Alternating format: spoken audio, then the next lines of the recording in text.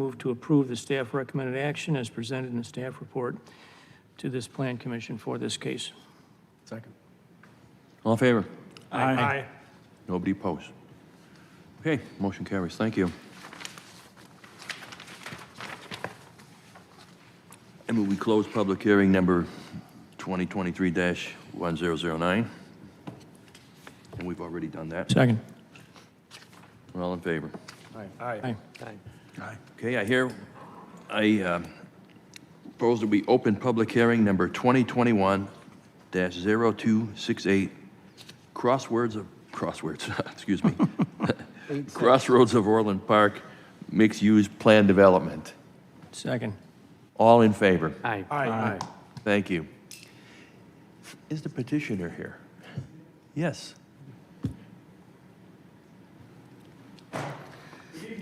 If you could raise your right hand to be sworn in, please? Yes. Thank you. Do you solemnly swear or affirm that any testimony you present tonight in this matter will be the truth and nothing but the truth? If so, please say I do. I do. Thank you. Yes. And are you with the, and your role is, sir? Engineer? We might as well swear you in now because I guarantee you there's going to be a question along the way. So would you raise your right hand? All right.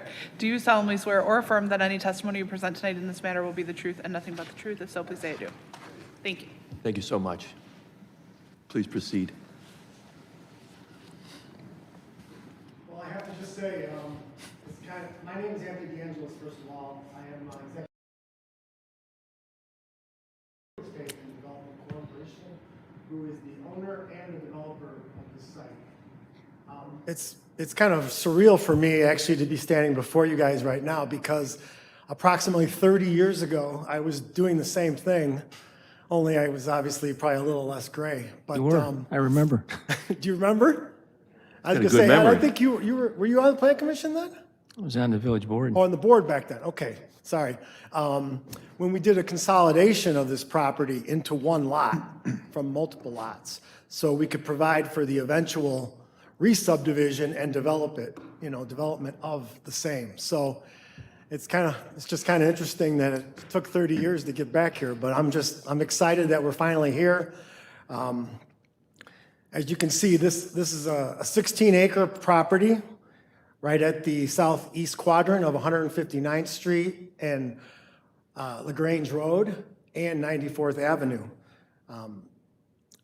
This site, unfortunately, has had many development challenges over the years, mainly because of the configuration of the property, as you can see, the lack of frontage, kind of in and out between existing properties, the poor access. The only current access to the site is through on the south end of the Lazy Boy lot, and that's a right-in, right-out only access as it currently stands. And the more stringent stormwater management requirements that are applicable to this site, and finally, some wetland mitigation issues that have also been a big hurdle that we had to overcome.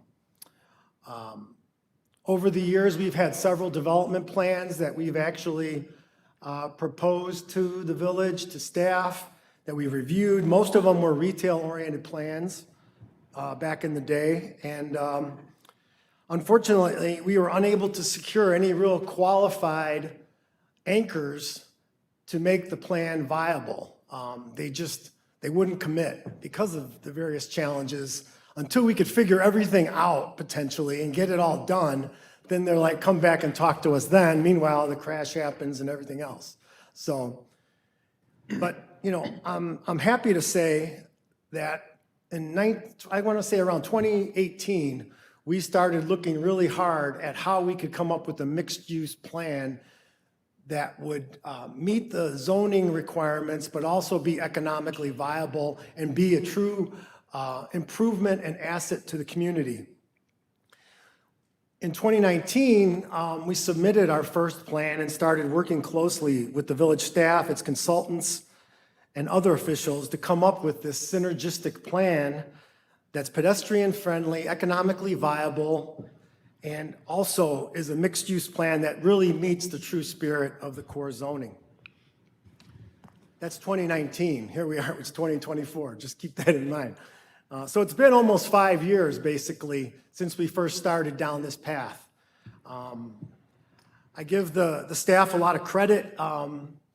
They were very open and candid with their comments about the challenges and the issues that we needed to address. I think we had a very good discussion, but there were obviously multiple submittals that were made.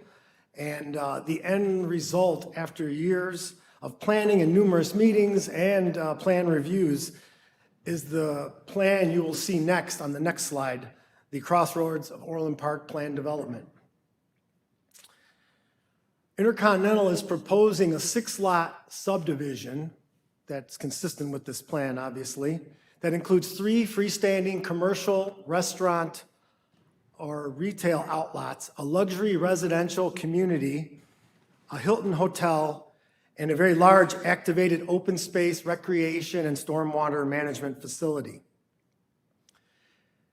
Given the various site challenges and other issues like I've previously mentioned, and those other development obstacles, we have made the conscious decision, because more out of necessity than anything else, to self-develop, own, and manage both the residential community and the Hilton Hotel, both of which function as the true kind of anchors of this project. So we needed to control that. It's going to be our capital at risk to make that happen. We're not looking for anybody else to come in and either do it or partner with us. The other thing that this will do, we believe this will ensure the successful and timely completion of the project, and it will also ensure that we maintain the integrity of the overall mixed-use plan as it's being proposed. So if we want to jump to the next slide, we'll talk about our Home 2 Suites by Hilton. The Home 2 Suites product is probably the fastest growing brand product in the Hilton hotel chain as it currently exists. It's very popular with families, it's popular with business travelers, it's got a great price point. We actually own the Homewood Suites to the south currently, and believe it or not, it fits in between the Homewood Suites, the Hampton. There's the Home 2 Suites, which is a different kind of product, but it's a different price, slightly different price point, and again, appeals to different audience because of the amenities and the way the rooms are designed. We have the license agreement already with Hilton Hotels to build this 4-story all masonry building, which will feature 107 rooms, or 107 keys, as they say, which includes studio and 1-bedroom suites, all with kitchens. The hotel will feature a free hot breakfast, it'll be pet-friendly, and it has a commitment to sustainability, and there will be EV charging stations on the site. It will have a saltwater indoor pool, a combined fitness and laundry facility also for extended stay guests. There'll be 2 outdoor patios and grill areas with fire pits, outdoor seating, and other, so people can lounge and gather with friends and family or even business associates. The next aspect of the plan I want to discuss is the luxury residential community. That's slide 4, Marcus, thank you. This central location of the property is really kind of the cornerstone of the overall development. It will feature, it's approximately 5¼ acres in total. It includes 132 contemporary styled residential units that will be clustered together in 3 5-story buildings, masonry buildings that'll be the same color palette and essentially the same materials as the hotel. So they will complement each other in look and colors. What constitutes a luxury rental unit? It just includes contemporary finishes that people are looking for today. It has lots of amenities that people are looking for. And again, it's a very functional product that the current market is looking for that may not exist otherwise because of the age of some of the older properties in the area. I know there's been a few other developments recently. This will compete very well with any of the existing projects like 9750 on the park or the residents of Orland Crossing or even Orland Ridge to the south. So you determined that there's a demand for this type Oh, of a property? absolutely. Yes, absolutely. Thank you. And again, this is not a large project by any stretch compared to those. This is like 45% of the number of units you would find at 9750. Sure. And by the way, there's no incentives being requested associated with this project. It's 5 stories because we have 4 stories of units over a secured residential parking garage, which also includes bike storage and an amenity space, 1 in each building. But it will also have extensive outdoor amenity areas, including pergolas with grilling stations. I know it's kind of hard to see, and again, this is like there was cut sheets and more detailed specs provided, and I think you guys probably have it in your packets as well. And I'm sure Marcus might be talking about some of that. It also has dedicated bocce ball courts, bag toss courts. It has a community gas fire pit and seating areas in the center area out there. It also includes a secured dog park on the south end that is divided into 2 separate areas, one for large dogs and one for small dogs, and can be a little gathering area for residents as well. The average unit size for our project is 910 square feet, and that's including 24 studio units, which pretty much don't exist in the market currently, or that's about 18% of the total number of units. If you subtract the studios, the average unit size is just under 1,000 square feet, and that's for the 1 and 2 bedroom units, which are 82%, obviously, or 108 units. Moving on to the next aspect of our project, the commercial and restaurant lots. We have 3 of them, and they're basically located around the perimeter of the project where the visibility and accessibility is the greatest, which is obviously a key criteria for any restaurant or other type of commercial use. Restaurant C, which you see here, is on the south end next to Lazy Boy, is a single-story, 4,000 square foot, either quick serve or fast casual restaurant, we envision, with a drive-through and outdoor seating. We don't have a specific user in hand yet for any one of these. We've talked to several on a preliminary basis, but once again, until we have preliminary plan approval and engineering and all that, most of these users will be ready to talk more seriously about either a build-to-suit or a direct sale of the lot and a self-development. Restaurant B, just to the north, is a more conventional full-service restaurant lot. We've designed it currently with 6,000 square feet, including outdoor seating as well, no drive-through here.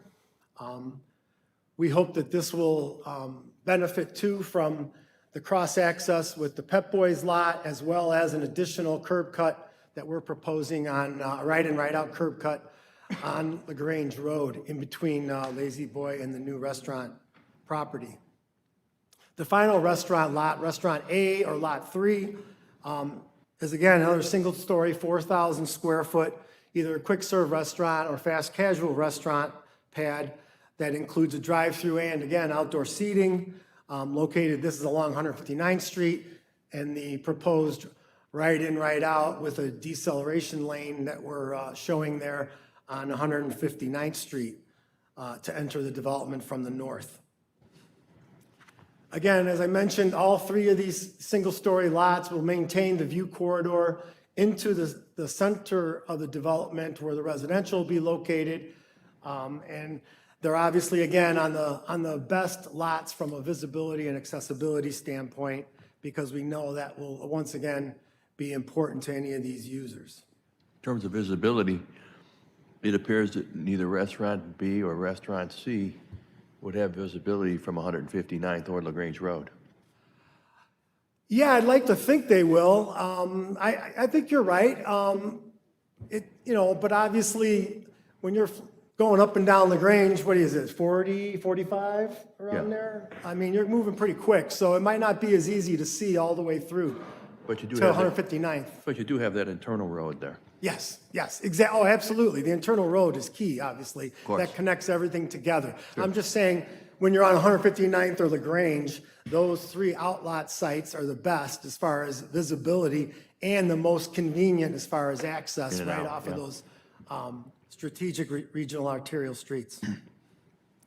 The final aspect of the project I want to discuss in a more high-level sense, obviously, is what I think will be a great feature of the overall project. We tried to turn what is somewhat of a problem area for us into an amenity for both the community and the residents located within this development. This is our approximately 5-acre activated pond, open space, stormwater management facility that does it all.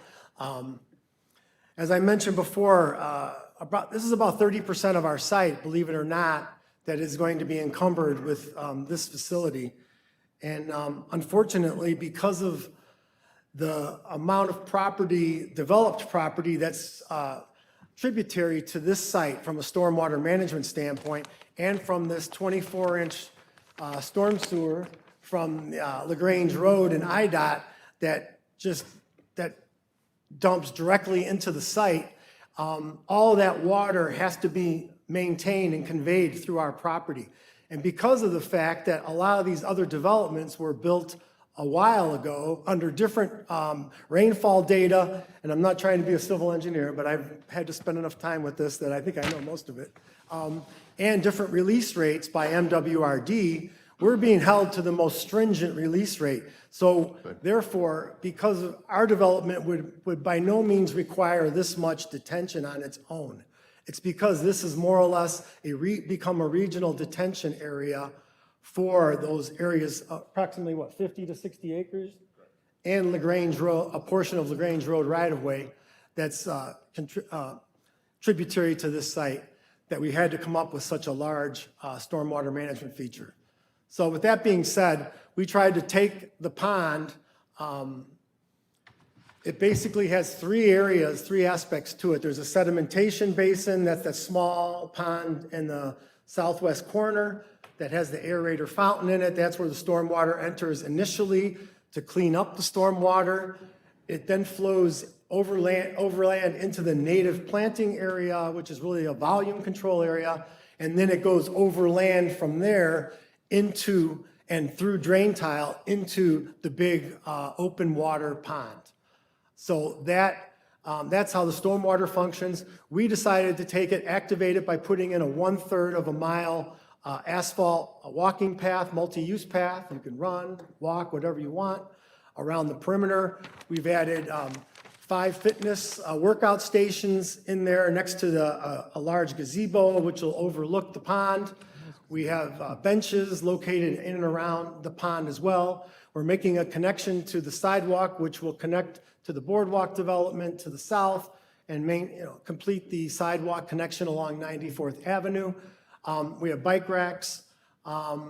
Basically, we're doing as much as we can to create both an active and passive recreation facility out of this large stormwater management area. So I imagine that would be accessible. You got walking paths and everybody accessible to people to the east of 94th Avenue, and yeah, I mean, as long as it'd they be, can get it'd be across. an amenity for them as well. Yeah, definitely for anybody within the development, obviously, and people to the south who can access the sidewalk along 94th Avenue. Yeah, it's open to the community. Good. It's not meant to be for any one particular constituency. The one other aspect of the pond I'd like to mention is that we spent a lot of time looking. This will be really an extensively planted native. There's a lot of native planting going on in this area. We're going to include emergent plantings. There'll be low-profile prairie grasses around the perimeter of the whole pond. All the grasses and plantings are basically dependent on the hydrology and the conditions of the pond. But that main native planting will be like a wildflower area, which will eventually become, a beautiful like wildlife refuge for birds, waterfowl, you name it, which will probably want to locate in there because of the nature of the habitat that will be created. It's not meant to be a wetland mitigation area. Keep that in mind. That's not what we're doing there. The wetland mitigation that took quite a bit of time to resolve required us to go off-site into a U.S. Army Corps wetland bank, certified bank, and cost us in excess of $150,000 to do that. And that was all done in conjunction with our consultants, with Hay and Associates, the village's consultants.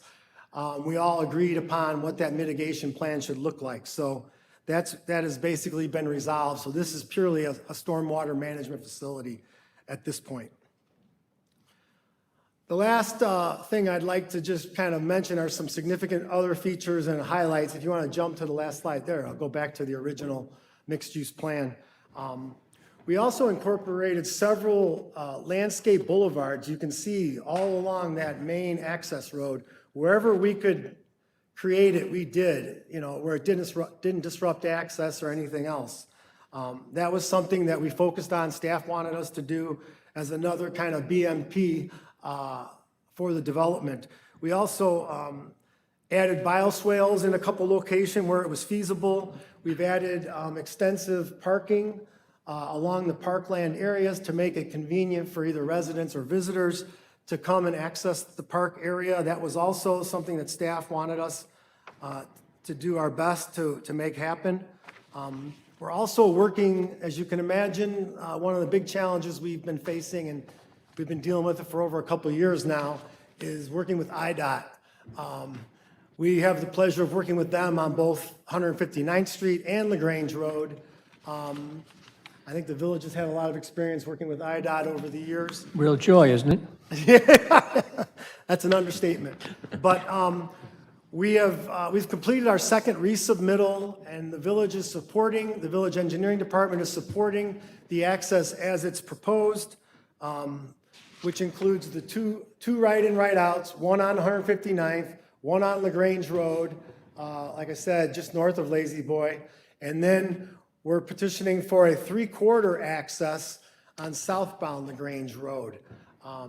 We won't have any full access, but we do feel it's justified and warranted in order to ensure that this project, is accessible enough to be viable, that we need some type of southbound access on LaGrange. So as you can see, that's what's shown there. We believe it meets IDOT requirements, so it's just a matter of time and working through the details. That's a left turn into the project off of LaGrange Road headed south. That's what we're proposing. So you have to put a left turn lane in.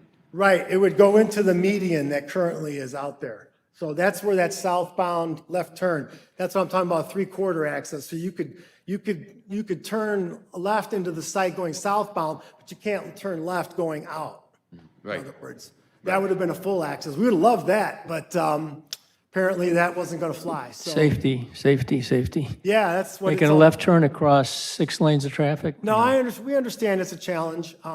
We also originally were trying to get a three-quarter access on 159th. That's where we first started, but that was subsequently removed in order to try and expedite the process, and I think the village was pretty strongly in favor of us eliminating that access as well, just because of where the 94th Avenue signal is and 159th and LaGrange. And we understand that, never hurts to ask, right? I mean, like I say, more access, the better from a user standpoint. I think the last comment I'd like to just make is that, the total investment that we believe is going to be required, and when this project is completed, just to give you some perspective, we estimate it to be approximately $60 million, and that's not including land cost. That's just site development and direct investment for the nature of the uses as we propose them. This also includes landscaping and parkland capital improvements of approximately $1 million, which we have provided to staff as part of our submittal. So with that, I think I'll turn it over to Marcus and let him take it from here. Thank you so much. You're welcome. Thank you. Very good presentation, thank you. Good evening. I would like to begin by requesting that the staff report is entered into the record as written and as presented tonight. So as Anthony stated, the petitioner is requesting approval for a mixed-use plan development located at the southeast corner of 159th Street and LaGrange Road. And this property is located in the Regional Core Planning District and is designated for regional mixed-use purposes. The applicant's requesting approval of a plat of re-subdivision, a site plan, landscape plan, building elevations, 10 special use permits, and 3 modifications. To begin, we can go through these special use permits. The requests are a special use for a planned development, a site plan over 50,000 square feet, disturbance of a non-tidal wetland, attached dwellings, greater than 40% of the square footage of a mixed-use development being devoted to a residential use, 3 special use permits for restaurants with outdoor seating located within 300 feet of a residential parcel, and 2 drive-through service windows. And with that, there's 3 requested modifications that are to reduce the minimum setback from the high water line and minimum slope requirements for the stormwater management area, allow for the drive aisles between the parking lots and parking lots between the building and the street, and allow for reduced drive-through landscape screening on the north side of Restaurant A due to a sidewalk relocation due to a new turn lane. The location of the proposed development is bound by 159th on the north, LaGrange Road on the west, 94th Avenue on the east. There is a senior care facility located to the south, and then there's also existing buildings and businesses located around the proposed project, which include the Pep Boys / like Napa Auto Parts, the Lazy Boy store. There's a vacant restaurant space, which was a former KFC, and a vacant gas station, which was the former BP. The site is zoned COR mixed use, which is currently the most appropriate zoning district for this development. The surrounding area is mostly zoned core, with a few properties to the north and east zoned biz, and a couple of the annex properties zoned E1 still. And the COR mixed use district allows for development that can be done vertically, maybe a little bit more dense, more pedestrian oriented. And the existing conditions of the site, it's currently vacant, contains a large wetland on the east side of the property. There's an existing access point to the site from LaGrange Road in between the Brookdale Senior Care and the existing Lazy Boy furniture store. And there are several cross-access easements existing on the site that connect to the Pep Boys / Napa and the Lazy Boy site.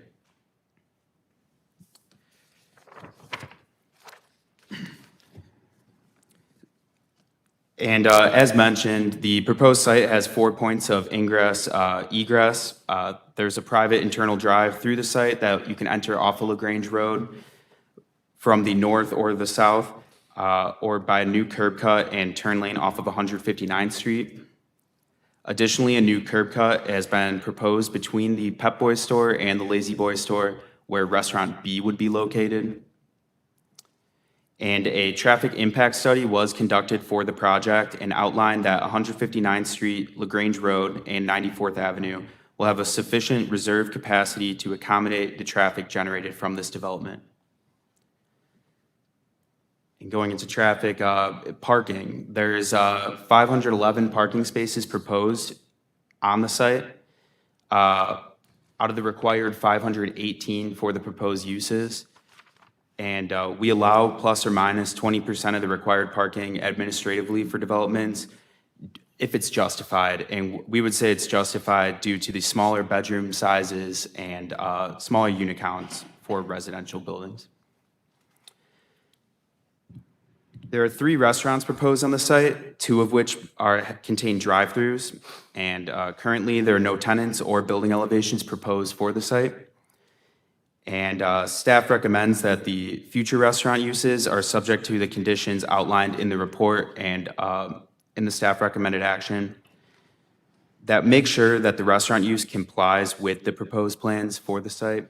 And then that way the building elevations can proceed through the appearance review process to save time. Going through each of the restaurants, the petitioner is seeking a special use permit for a restaurant with outdoor seating and a drive-through for Lot 1. Restaurant C is located in the southwest corner of the site. You can enter the site through, you can enter Lot 1, Restaurant C, through the internal drive on the east-west drive on the south end of the site. And the drive-through wraps around, if you go north and then west, you can access the drive-through on the site. There is a curb bump out, as you can see, towards the top, towards the rear of the Lazy Boy site. And that is to accommodate two-way traffic and adequate turn radiuses for people leaving Lazy Boy, the Lazy Boy rear parking lot. And 7 stacking spaces have been provided for the drive-through, with an additional 8 backup stacking spaces to make sure that traffic doesn't leave the property onto adjacent roadways or cause any issues. Vehicles exit the drive-through at the front of the lot, which is proposed to be reconfigured as a one-way drive aisle to minimize conflicts. And this front parking lot is existing and consistent with the neighboring Lazy Boy, which is why we're requesting a special use modification to allow parking between the building and the street, because the Lazy Boy to the north already has that. And there are 42 vehicle parking spaces proposed for Lot 1. 40 is the requirement for that parcel.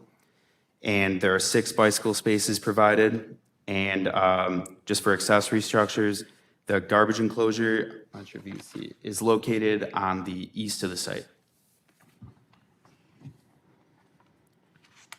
And just going for the approval for Restaurant C, we'll have the following conditions. It would be that any future drive-through restaurant tenant must have their estimated drive-through stacking space needs equal to or lower than the stacking counts that are outlined in the traffic impact study provided by KLOA, or a special use amendment would be required.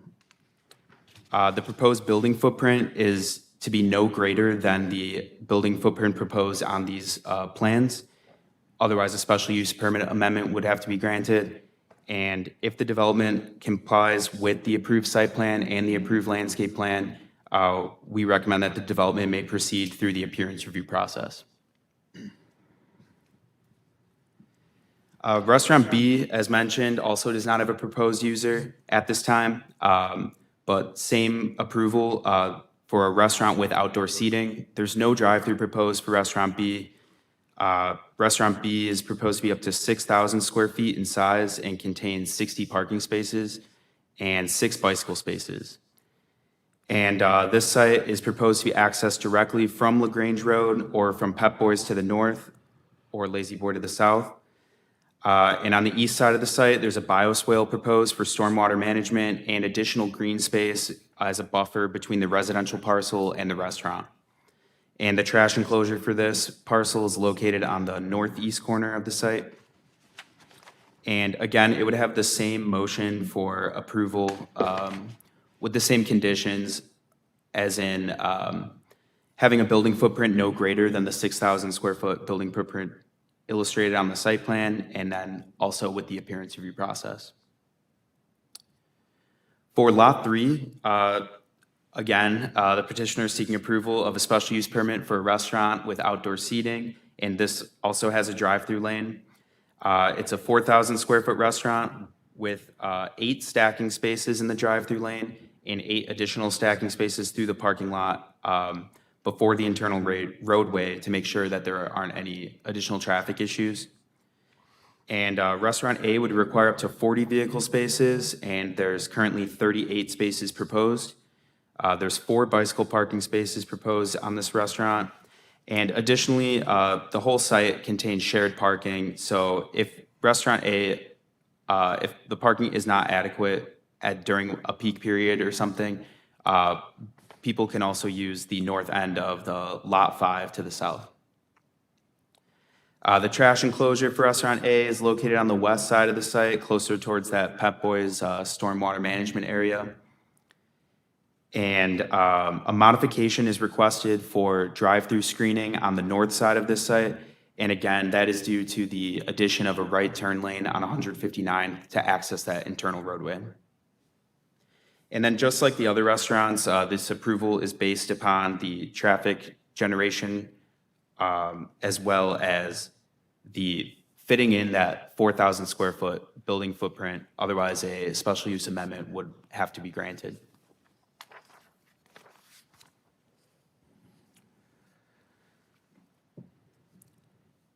For the Home 2 Hotel, the petitioner is seeking approval of a site plan, landscape plan, and building elevations for Lot 4. And the land use is overnight accommodations, which is a permitted use in the COR mixed-use district. And a modification has been requested to allow for those drive aisles between the building and the street. And this allows for better circulation throughout the site. Let's say if a parking lot happens to be full, you wouldn't have to do that three-point turn to get out. You can actually just drive around the front of the building. The proposed building stands at 4 stories tall and contains 107 rooms with 107 parking spaces. The parking requirement is 1 parking space per hotel room, and this meets the code requirement. Additionally, there's 2 electric vehicle charging stations provided on the site. Those actually just count as regular parking spaces. If a parking lot is full for electric charging, a standard gasoline car is still eligible to park there. The trash enclosure for this will be located on the east side of this site. And the proposed building elevations meet our code requirements, and they do go into greater detail within the attached staff report that was provided. But material samples are provided right on this front table here. The building elevations represent the architectural style of the Home 2. If you've seen them in neighboring communities, they look pretty similar. This one happens to be fully masonry, and that is an incremental improvement towards that drive aisle between the building and the street.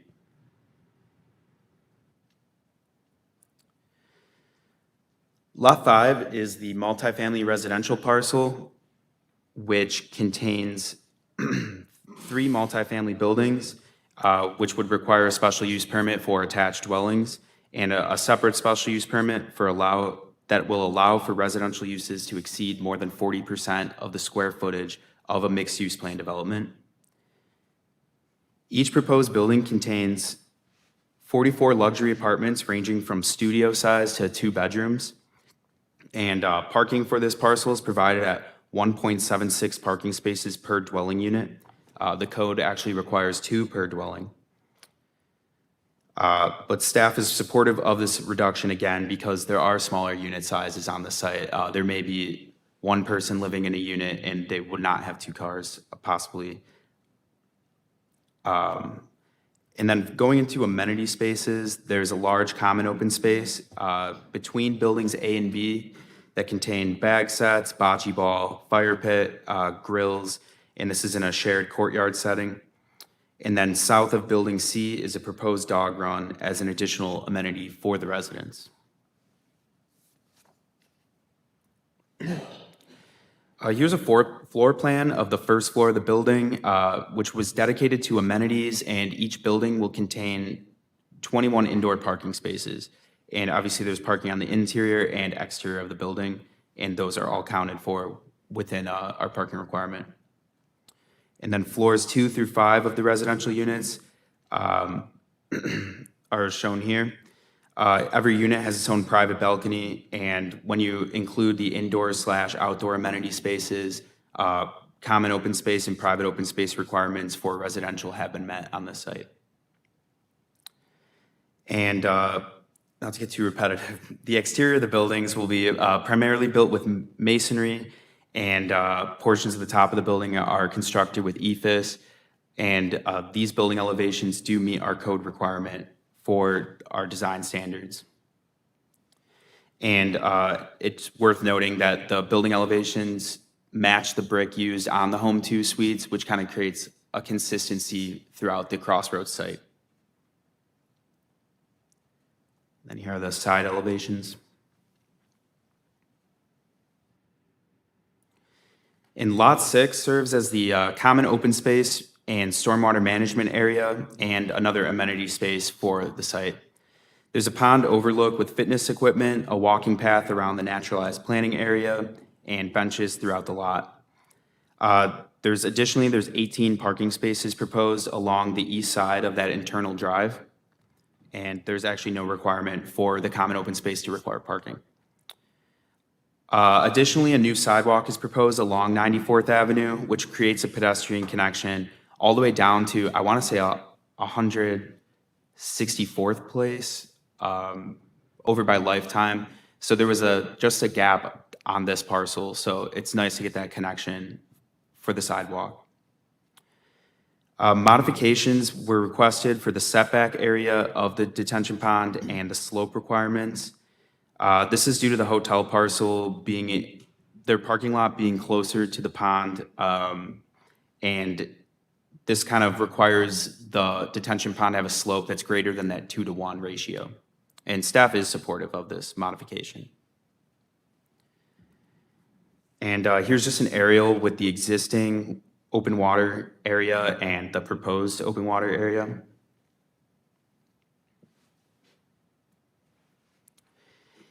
And additionally, with this project, the petitioner seeks to re-subdivide these parcels that make up the overall Crossroads development. The proposed re-subdivision will not create any nonconformities. Everything is aligns with the district regulations and our minimum lot sizes. And staff recommends approval of this plat of re-subdivision. So going into our, excuse me, our staff recommended action, regarding case number 2021-0268, also known as Crossroads of Orland Park, staff recommends to accept and make findings of fact as discussed at this Plan Commission meeting and within the staff report dated February 14th, 2024. I'm not going to read everything. I'll summarize. The petitioner is seeking approval of a special use for a planned development, a site plan over 50,000 square feet, disturbance of a non-tidal wetland, attached dwellings, greater than 40% of the square footage of a mixed-use development being devoted to residential, 3 special use permits for restaurants and outdoor seating with restaurants within 300 feet of a residential parcel, and 2 additional special use permits for drive-through service windows. And these are subject to the conditions outlined on the screen and within the staff report.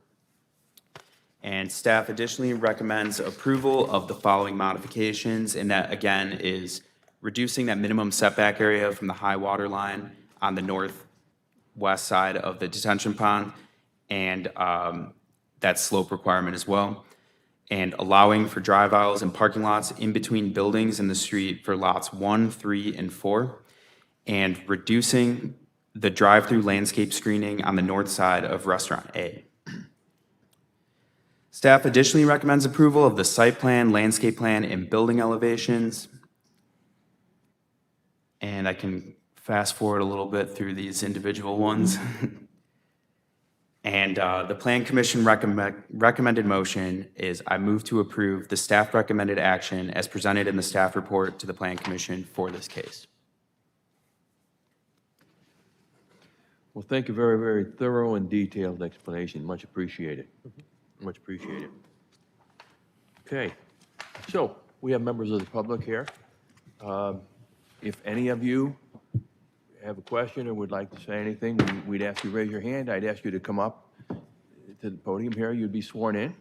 And I kind of explained, make sure you ask what you need to ask. This is your opportunity, because after this session, we go to the commission and we make our decision. Sir, why don't you step up, please? 2 quick questions. Sure, could you- please. Wait.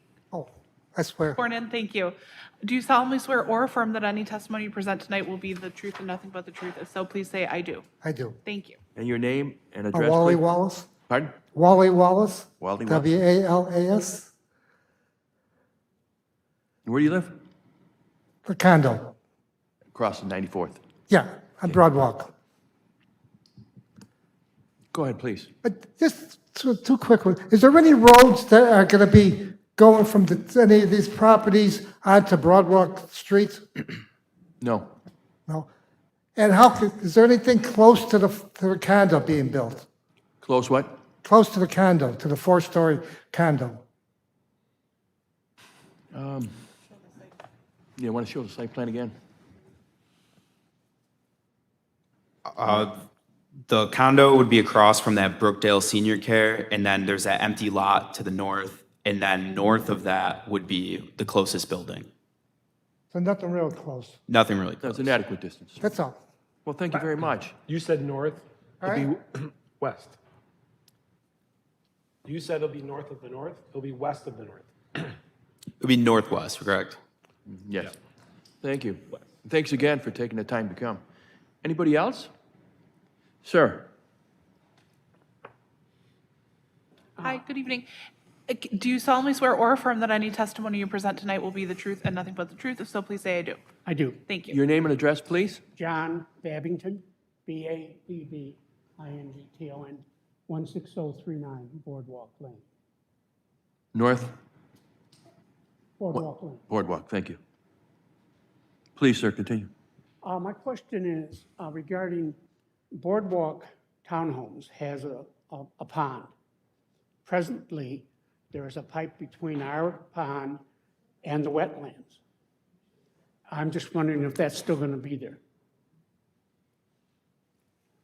Answer? That, right now, we're proposing to relocate that outfall from the pond, so it's not directly into the wetlands, but into the ditch line of 94th Avenue as part of the improvements.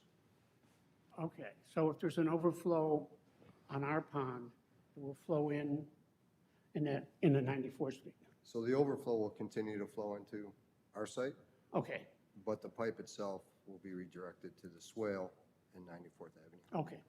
Thank you. All right, thank you. Thank you. Good question. Sir? Please.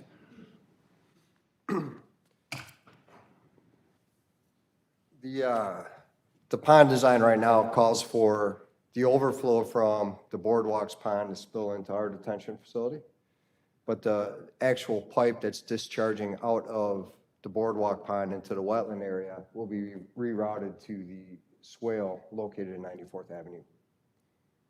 So that our pond doesn't interfere with the discharges from the Boardwalk pond. So if it was extended into our stormwater facility, as our stormwater facility rises and falls, it would have an impact on the discharges from your pond in the Boardwalk facility. So it's going to be relocated to the right of way, so it maintains a free discharge from your pond. There's no impact to your pond then. Okay. Thank you. Sir? Do you solemnly swear or affirm that all testimony you present tonight in this matter will be the truth and nothing but the truth? If so, please say I do. I do. Your name and your address, sir? George Latsis, Boardwalk Condominiums, 16040 Boardwalk Lane. Please. Some of the concerns that some of the residents in our building and townhomes and single-family homes through Georgetown and stuff have are the so-called luxury rental units. Being a landlord and a realtor for a number of years, it's pretty much a fact that renters do not take care of the dwellings as homeowners will. They have no investment in their property. They're transient, they come and go, whether it's 6 months, a year, whatever. So there's a major concern there. Since we have been here for a number of years and we have an investment here, that people will be coming in here to live without an investment.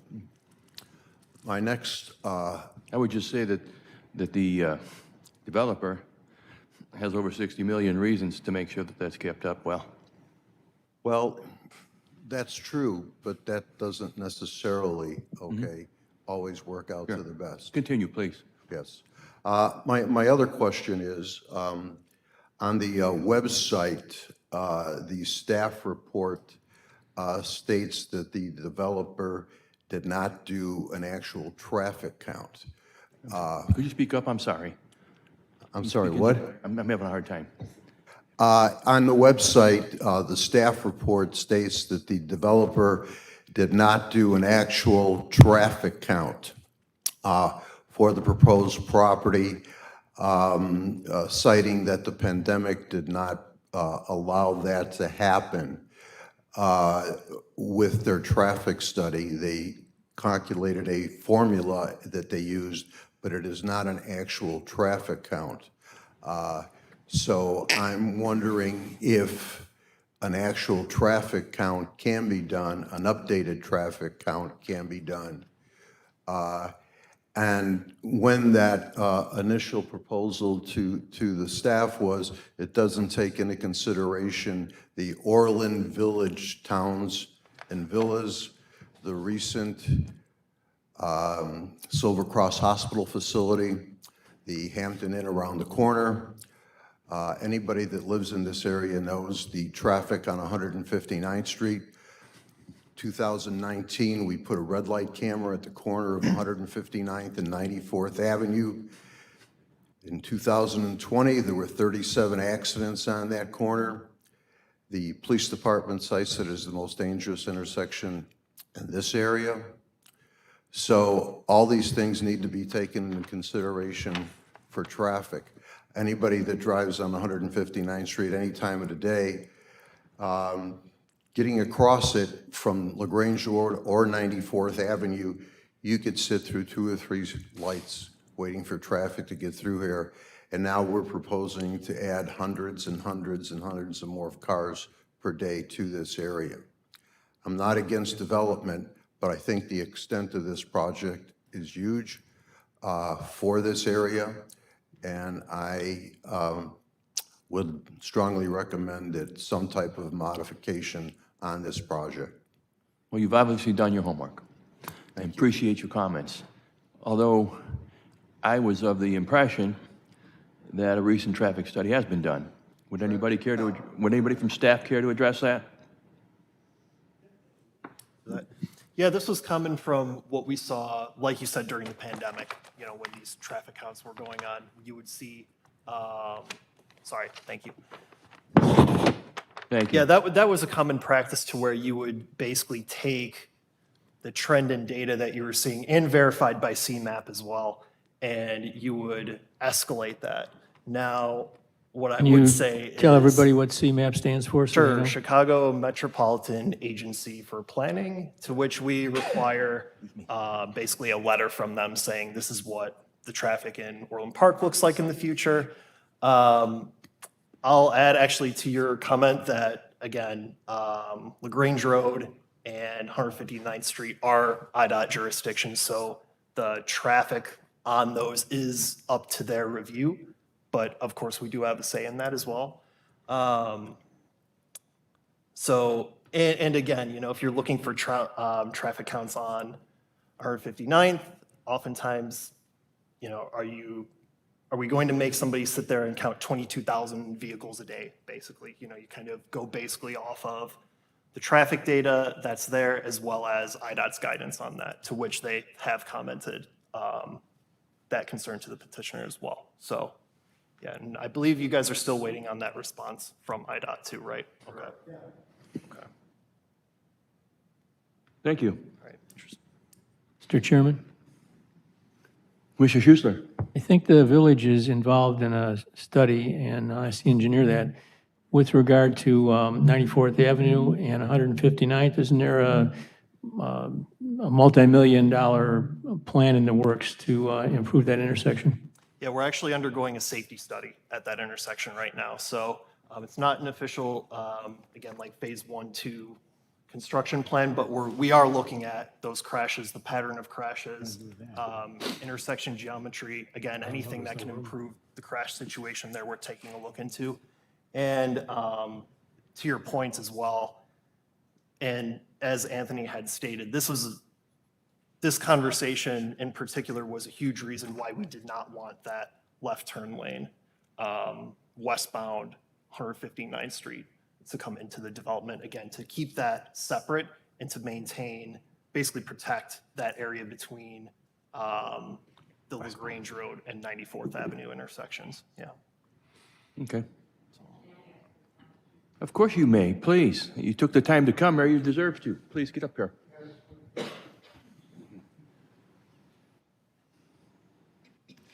Thanks. Do you solemnly swear or affirm that all testimony you present tonight in this matter will be the truth and nothing but the truth? If so, please say, I do. I do. Thank you. Pull the microphone down so I can hear you, please. Yeah, your name and address for the record, please. Mary Ellen Sheehan, Sheehan. Yes, Mary Ellen. I would And like you live in a to- boardwalk there? I do. Okay. Okay. Question? Can we after the Orland Park study is done, since we're investigating 94th and 159th now, can we have a body count after that study by the petitioner? Why? Scott, would you try to address that? Yeah, sure, and that completely makes sense, especially if there's a project going on there. IDOT would want to see those counts. And yeah, especially before and after, we can definitely That's good. do that as well. Good. Good question. Thank you. Just need a moment here.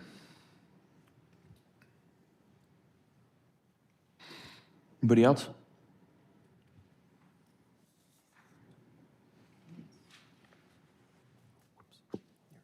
Hi, good evening. Do you solemnly swear or affirm that all testimony you present tonight in this matter will be the truth and nothing but the truth? If so, please say I do.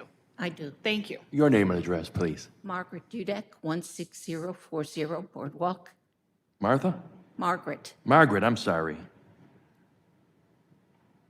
Please, continue. Okay, I'm just wondering, they're talking about this whole big building thing here. Before they start, will all the money, will they have it all in the bank so that they don't run out halfway through it? I'm not familiar with something. This is first time I've had something like this in the backyard. Well, Nick, this isn't, engineer can respond to that, about bonds and stuff. I get that. Sure. Yeah, so in the final engineering process, we require that all developers put up surety, basically. So bond, letter of credit. Sure. And that covers, basically, if they were to get up and run, we can make sure that there's no erosion control problems, or make sure that we're constructing the storm sewer system that they had proposed there. So, it's not necessarily for the village to make the hotel, but it is for us to make sure that we're getting in the infrastructure that was proposed. Yeah. and this isn't Intercontinental's first foray into a project of this magnitude either. They're very experienced and have done it a number of times. And like we just said, probably before engineering is approved, they had to make sure of that. So we feel pretty confident of it. Thanks. Thank you. Could I address that for just a quick second? Please. Just to, as Scott mentioned, I mean, all the site development infrastructure and all that's covered by surety or performance bond, letter of credit to the letter of the law for the village. But we would in no way, shape, or form undertake construction of a hotel or residential until we had it fully funded and the construction loan was in place or anything else. We're not interested in half completing a project either. So we would not commence vertical construction, in other words, going up, unless we had all the financing put together. That's just not how we operate. So it has to be there, or else we would not start the project. So rest assured, we're not going to do that to ourselves, and the community doesn't have to worry. Yeah. Sure. We ask you to speak in the mic because we're recording everything. How long would it take to put this up? I mean, once you start, you're going with the whole thing? How long does it take beginning to I end? can't answer that question. It'll be done in phases, obviously. Yeah, it doesn't happen all at once. The site development and infrastructure will all go in at the same time. But as far as which lots will develop first, our intent currently, I will tell you, is to build the hotel first. Okay? And then we would segue, and in the meantime, we would be marketing the 3 commercial restaurant lots to secure the best users we can find. So those will go when we find the right user, and then we would start the residential subsequent to the hotel being under construction. So this could go on for years and years. Well, it's not gonna happen all overnight. Right. Yeah, it's gonna take a few years, yes, to finish it. It's been 25 already. Yeah, right, exactly. More like 30. Thanks again. It is a huge project. It is a big project, even for us. Mr. Lattis, you seem to want to come up here again. And you took the time to come out here, so you should be able to. This is more of a request. Bring the microphone up so we can hear you. More of a what? A request than a question. Due to the large project here and all the construction traffic that will bring into the area and all the noise and vibration, I would, on behalf of the Boardwalk condominium residents, request a vibration monitor put into our building. Could you speak up, please? I'm sorry, I'm having a hard time. We request a vibration monitor to be put into our building by the developer to monitor any damage that might be done through the construction, the vibrations from the large trucks and concrete and everything else that goes on. Mr. D'Angelo, have you heard of this before? I'm not familiar with it, to be honest with you, I just asked my engineer if he was too. So Scott, I mean, the good news is all of our access, and all construction traffic's either coming on 159 or off of Lagrange. Good. Nothing's gonna really be on 94th Avenue, and nothing obviously goes to the Boardwalk project. Okay. So, I mean, we understand safety, we understand all that. We'll do our best to be, less of the least amount of nuisance created for all parties. Sure. But we can look into what a vibration monitor, I don't know, I'm not familiar. Okay. Well, thank you all.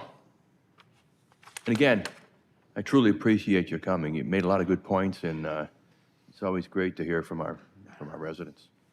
We'll go over to the commissioners now. We'll start with Commissioner Schuessler. Thanks.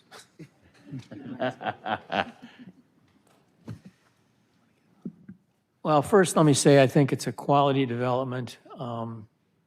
Intercontinental's been around town a long time. They own a fair amount of property in town. They've got a vested interest here, so that plus there's $60 million reasons to do it right, so. However, I think there are some areas that need to be addressed, questions that need to be asked and answered. My principal concern has to do with access and parking, which I'll get to. So what I'm going to do, Marcus and Scott, is I'm going to go through the report, the staff report to the Plan Commission, and I'm going to ask you a number of questions page by page. Mr. D'Angelo's already answered the bedroom mix, so I'm not going to ask that. Down under the heading Comprehensive Plan, you've made a statement that, I'll read it. It's important to note that the Comprehensive Plan recommends ensuring a proper transition to the surrounding neighborhoods with a commitment to implementing best practices in commercial corridor design and promoting cross-access due to high traffic volumes. I think that's important because inside of this site, I don't see good cross-access between the parking lots. So I'm going to talk about that a little bit later, which I think is a concern when we talk about access and how people, once they get on the site, get to the particular area of the site that they're interested in going to. In the area under table of contents, I think Lot 5 is missing. There's no Lot 5 residential apartments. It goes from Lot 1, 2, 3, 4, and jumps to 6. So I guess that's just an oversight. Is that right, Marcus? Sorry, I think that's just the formatting on Word. I didn't All put right. it as a heading. Sorry about that. Gotcha. All right. I think we've alluded somewhat to luxury apartments down in the site plan section. The summary, it talks about these being luxury apartments. And I'd like to know how we define a luxury apartment. I've heard references to 9750, and those I think are pretty high-end apartments. But how do we define luxury, and why are these called luxury? We would just go off of the petitioner's proposal with high-end finishes, modern amenities. Okay, when we talk about amenities, we're talking about the bocce court and the bag tossed area, the grills outside. Anything else other than that that would be considered an amenity that would make this There'll be gathering spaces in some of those amenity areas that'll be. inside the, Yeah, each building has an amenity area which will be somewhat different from each other. okay. Available to Okay. Oh, if there'll be a fitness area, okay. What about higher ceilings? Anything like that?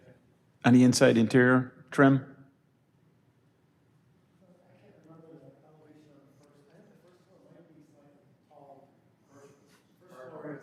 Yeah, that's what the amenity space is on the first floor. Yeah, this thing will be slightly taller Okay. than the residential. Okay, on page 3, under the area vehicular circulation, Mr. DeAngelis made reference to, and Marcus talked about, a new southbound left turn lane into development is being proposed. I'm wondering why we need to do that.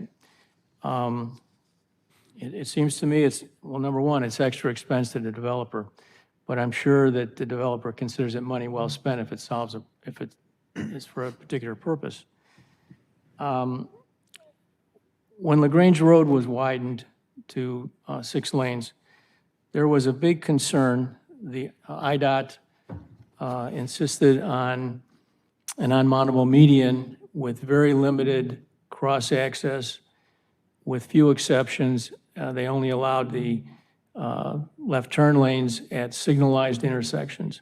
And the exceptions had to do with shopping centers that already had a full access, and they were afraid they would end up with a lawsuit if they did not allow those accesses to continue. But any place else along there, if you want to go to McDonald's, if you want to go to Papa Joe's, if you want to go to the custard place, whatever, you have to, and you're coming from the opposite direction, you have to go to the next signal, make a U-turn, and then make a right turn in. They've created a lot of U-turns. There's a lot of U-turns, but that was a new thing for our area, but you go to other places in this country, and that's the way it is. My son lives in California, and you don't make left turns across 3 lanes of traffic in where he lives in San Jose. You make a U-turn at a signalized intersection, and they have a lot of double left turn lanes out there, and near his house, there's even a triple. I'd never heard of a triple left turn lane, but there's a triple left turn lane. People have, since LaGrange Road was widened, people have gotten used to making U-turns. So if I'm coming from the north and I want to go to, let's say I want to go to restaurant, yeah, what about the one on Lot 2? What's that, what restaurant is it? The restaurant on Lot 2, north of Lazy Boy. So, to get there now, if there's this left turn lane, you can make, you put that left turn lane in, you go down the access road, and you have to go in front of Lazy Boy and then you get there. But there's other ways to get there without having that left turn lane. You can make a U-turn at 161st Street, which already is a fully improved intersection, which has left turn lanes. And is it on? Okay, now it is. I think I hit it inadvertently. If you didn't have that left turn lane, you could just go another 200 feet, make a U-turn, and come back up and make a right turn into that restaurant. Or if you wanted to, you could turn at 159th in LaGrange and make a right turn in at the roadway. I don't know, we're calling it the north-south main roadway. 95th Ave, okay, whatever. And find your way down and then get to the restaurant that way. So the village spent a lot of money to landscape that area on LaGrange Road. And the state wanted to limit the number of left turn lanes, and I'm really surprised that they're entertaining your petition. They're even thinking about it, because when LaGrange Road was being widened, I was on the village board. We suggested to them that in the area between 149th and 144th, that we have what's called a mid-block break, which would be a left turn lane like you're proposing here, where somebody could instead of going to a signalized intersection, they could just stop and wait, make a left turn when the traffic was clear. And they shot us down on that. They said, no mid-block break. So I'm surprised we're even considering it, but I don't think you need it. I'll let somebody go up to 161st. The village has a plan to signalize that intersection. And they can't do it until Ravinia is put through from over by Costco and hooks into 161st. And then that intersection will have enough warrants that they can put a traffic signal in there. So at some point, there's going to be a traffic signal there. Somebody can make their left U-turn and come back and turn into the main road that you're proposing that is going to come out next to Lazy Boy, or it can go a little bit further, turn into the restaurant, and go to that restaurant. So that's my first concern is why go to the expense of putting that left turn lane in? I don't think it's necessary, and it messes up the median on LaGrange Road. Parking, the next area down there on page 3. I have some problem with the table. Can you put that table up? It's, yeah. I added up those numbers half a dozen times. And on the left, when it says provided, I got 497 when I added that column. And on the required, I got 511. So I'm not sure why you've got 511 and 518 when the numbers add up to 497 and 511. Something is not right here. There's some kind of an error somewhere in the table, or somebody didn't use an adding machine and did it in their head. So that has to be resolved, obviously, because the numbers are correct. The other problem I have with the parking is there are 23 parking spaces proposed, if you look at the, what's up there on the screen, on the main road. And 18 of them are on the Lot 5 in front of the pond, and 5 of them are on the west side, which would be on lot, whatever that lot is, lot, can't remember all these numbers, lot 2. Or I'm sorry, no. The buildings are on lot 5. So the 5 of them are on lot 5, and the other ones are in front of the pond, whatever the lot number is. Lot 6 is the pond, I guess. Yeah, lot 6 is the pond.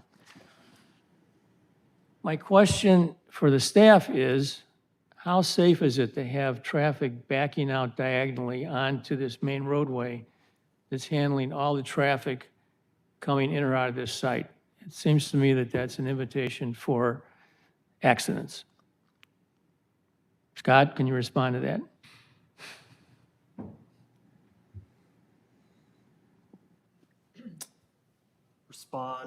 Respond with my opinion, or? Yeah, I mean, are we getting into an invitation to accidents by allowing these parking spaces with people pulling in and backing out on this main roadway? We're messing up the flow. And interrupting the flow of traffic also. Yeah, good point. What do we anticipate that the speed on that road would be? I mean, I wouldn't, what's that? Oh, okay, sorry. Ed's saying that this condition exists at Orland Crossing. Thanks, Ed. What? This condition exists elsewhere in the village at Orland Crossing, for example. So that's 94th? 95th, thank you. 95th Avenue, just west of John Humphrey. So example, when you get off of 143rd, you enter that development and you basically have your angled parking off of that. Yeah, Now, but that's a one strip center that's, this is 3 residential buildings, a hotel, and 3 restaurant buildings, so. And they had to put speed bumps in to slow it down. Yeah, I would say each with dedicated ingress egress as well, which helps that argument. I mean, as far as speed limit goes, I mean, we're not talking anything close to LaGrange or 159th. I would say that, especially with the pedestrians, Here, we would look to the MUTCD and that guidance to, limit the speed on those and come up with something. I mean, again, we're talking like a 25-30 situation, I would assume. But So you're saying you don't think that's a problem? I don't think that I think that with the proper guidance, signage, and pedestrian controls, that it makes it a safe scenario because you have your dedicated areas to access each one of these lots rather than that Orland Crossing scenario to where you do have that strip center, but you can park anywhere, back out anywhere to access that, right? Your pedestrian areas are more controlled at those crossings. So I would say, yes, it's a concern, but yes, it's something that we would look into for final engineering and for the industry guidance on that, yeah. All right, further down in that paragraph, it says that the staff is recommending a reduction in the number of parking spaces than what is required by the code based on the fact that there are some units in there that are studio and may not have 2 vehicles. We don't know how many vehicles they'll have, and I don't think we should be allowing a reduction in the required number because whatever extra spaces you have, it can be used by guests. So I think we should stick with the 2 parking spaces per unit and not allow a reduction because studios may have only 1 car. They also may have 2 cars. So I have a problem with that.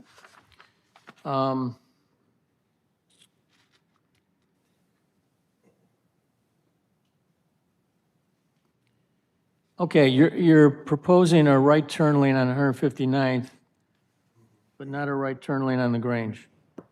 I'm not saying we need one on the Grange, I'm just asking why there's not a right turn lane on the Grange. I might be wrong, but I believe that warrant analysis might have been in the report. Aren't you using the right turn into Lazy Boy? Oh, from northbound LaGrange, yes, yeah. And Pep I don't Boys. believe that's dedicated right, though, No, there isn't a dedicated right turn lane into Lazy Boy, I don't believe. no. So You mentioned that here somewhere. we're not proposing one, why? If you're proposing one for 159th, why aren't you proposing one for LaGrange? I think we would just ask, and of course, we would make sure that they provided those same warrant analysis for 159th as they do for LaGrange Road, which I believe they did, and it was not warranted, but again, I would have to read through the specifics to answer that question, but I don't believe that did that come up? Can the engineer respond to that? Do you guys have a better memory than I do? I do not have the traffic report with me. I recall that the report said it was not warranted. Okay, that's all I need to know. I don't remember for sure. The other thing is there's not enough right-of-way at that location to fit Okay. a turn lane in, All right, fair, okay. so. On the next page, detention and retention, is the area by the hotel the only area where you're reducing the slope requirement? Or is it all the way around the pond? Yeah, it was the 2-to-1 slope on the northwest corner, closer to the pond, or closer to the hotel parking lot. Please. A couple things to that. We're actually 3-to-1 slope, not 2-to-1 slope on grading in that area. The 25-foot setback that the village requires, it's a 25-foot setback from the high water line. And within that setback, ideally, there's an 8 to 10-foot path for maintenance, a flat level area. In our case, on that flat level area, we're paving that to add a walking trail, a path around the detention facility. Really, the intent of that 25-foot is to provide for 15-foot of green space and 10-foot trail.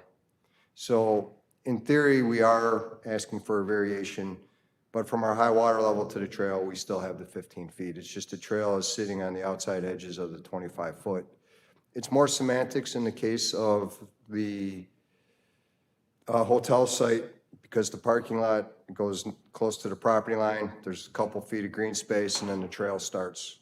But if you took into consideration as a whole, the trail, 15-foot of green space, you still have the full 25-foot, but it had to do more with the fact that that trail's sitting along that property line, that we had to request a variance from the code, because it is a modification of the exact detail that's in the So there's code. still good access to do maintenance on the pond Absolutely.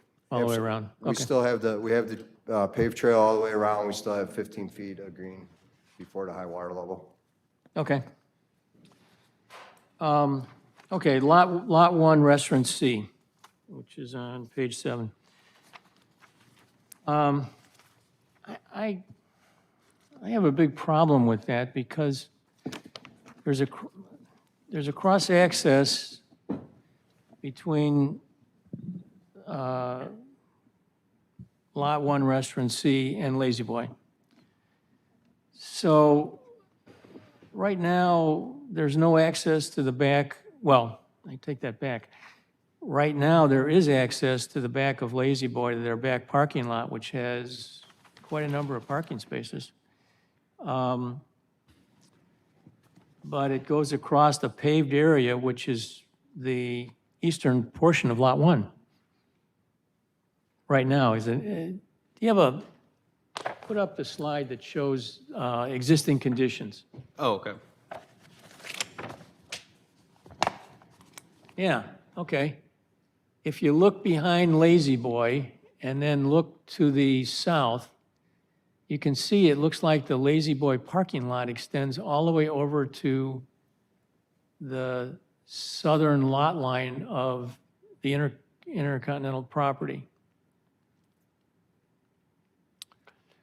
So I don't know why that was paved that way, but that's on your property. It's, No, I think, yeah, it was paved that way by Lazy Boy originally to provide for that future pad that's green space right now. But we bought all of their surplus property and we're reconfiguring it. okay. You have to step to the mic. That's all right. So you bought their extra property? Yeah, we bought all the property around it. You basically bought Lot 1. Oh, and you bought Lot 2 also? Yeah. From them? Yes. So they Oh, had, wait, when you say lot 2. Well, no, your that was lot- not your- theirs. That was ours. That was part of our you original. already own Lot 2. So We already owned it. you already owned between Pep Boys and Lazy Boy. And Right. you bought the property. Right, and that's back in the 90s when I did the consolidation, where we brought that lot into our Yeah. existing property. Okay, well, here's the problem I see. You're proposing a drive-through, but there's an easement in the back, an existing easement, so you have to allow them access to the back of their lot where there's parking back there. So you've got two driveways that go between your Lot 1 and the Lazy Boy back parking lot. The only problem is the access is over the overflow area for the storage of cars who are going through the drive-through. So the drive-through can accommodate 7 cars before you get up to the window. After that, any cars that are waiting in line are in the bypass lane.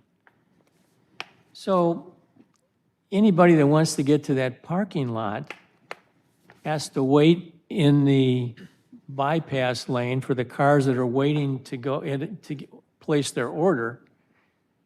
Or they do something that happens at Chick-fil-A, or used to happen at Chick-fil-A, where they end up driving northbound on the southbound part of the roadway to get across, to get to that cross-access easement and get over there. I think that's a problem. That's a big problem. I don't think I can vote for it in that configuration. Or you have a delivery truck. Delivery truck has to wait in line for the cars that are waiting to place their order. That's totally ridiculous. I understand you want a drive-through lane to give maximum flexibility on marketing. That makes sense. But the way this is configured doesn't make sense because of that cross-access easement. and the ability to get into that back lot. So anyway, that's another one of my concerns. Yeah, Point out, because we talked about this quite a bit with staff. I'll bet. If I remember, Marcus, maybe you could help me out here, but I believe that the standard drive-through for this size building required eight cars.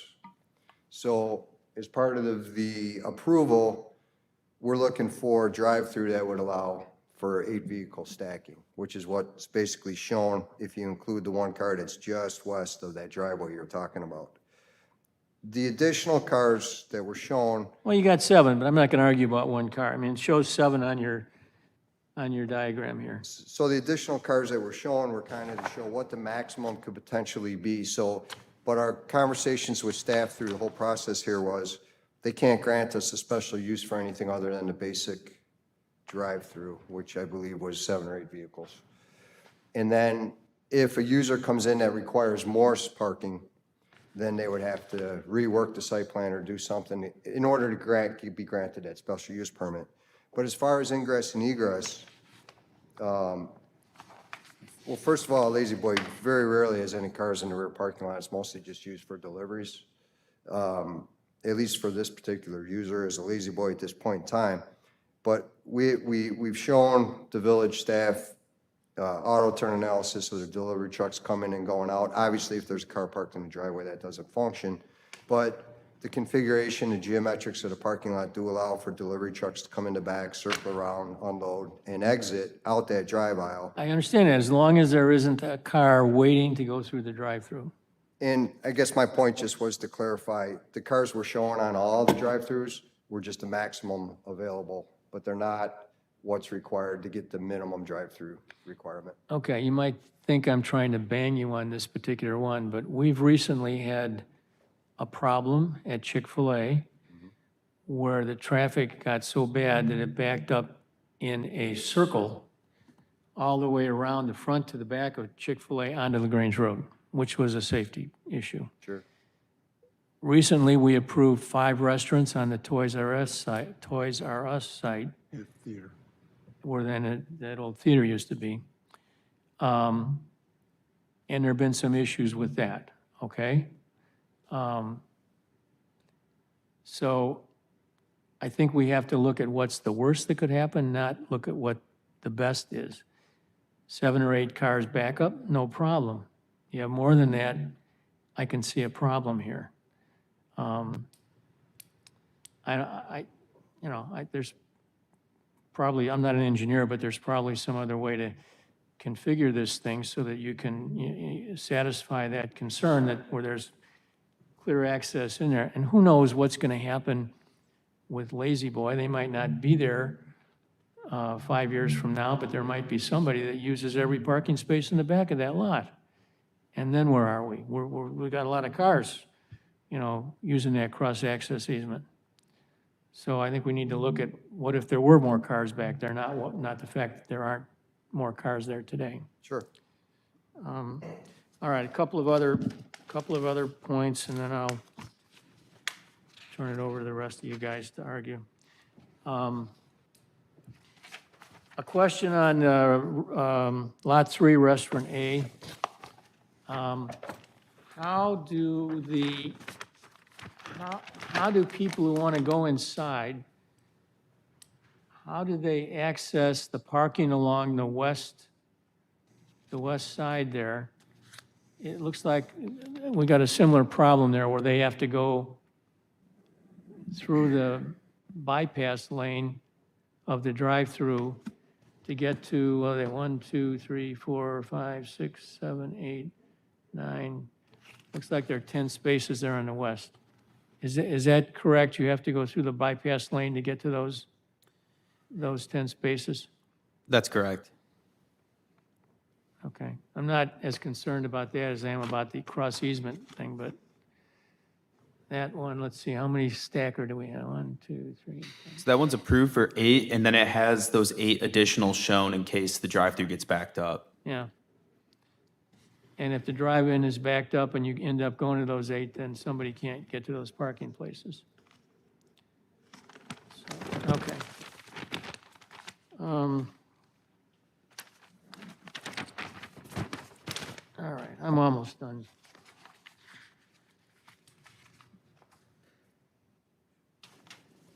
Okay, Lot 5, residential luxury apartments.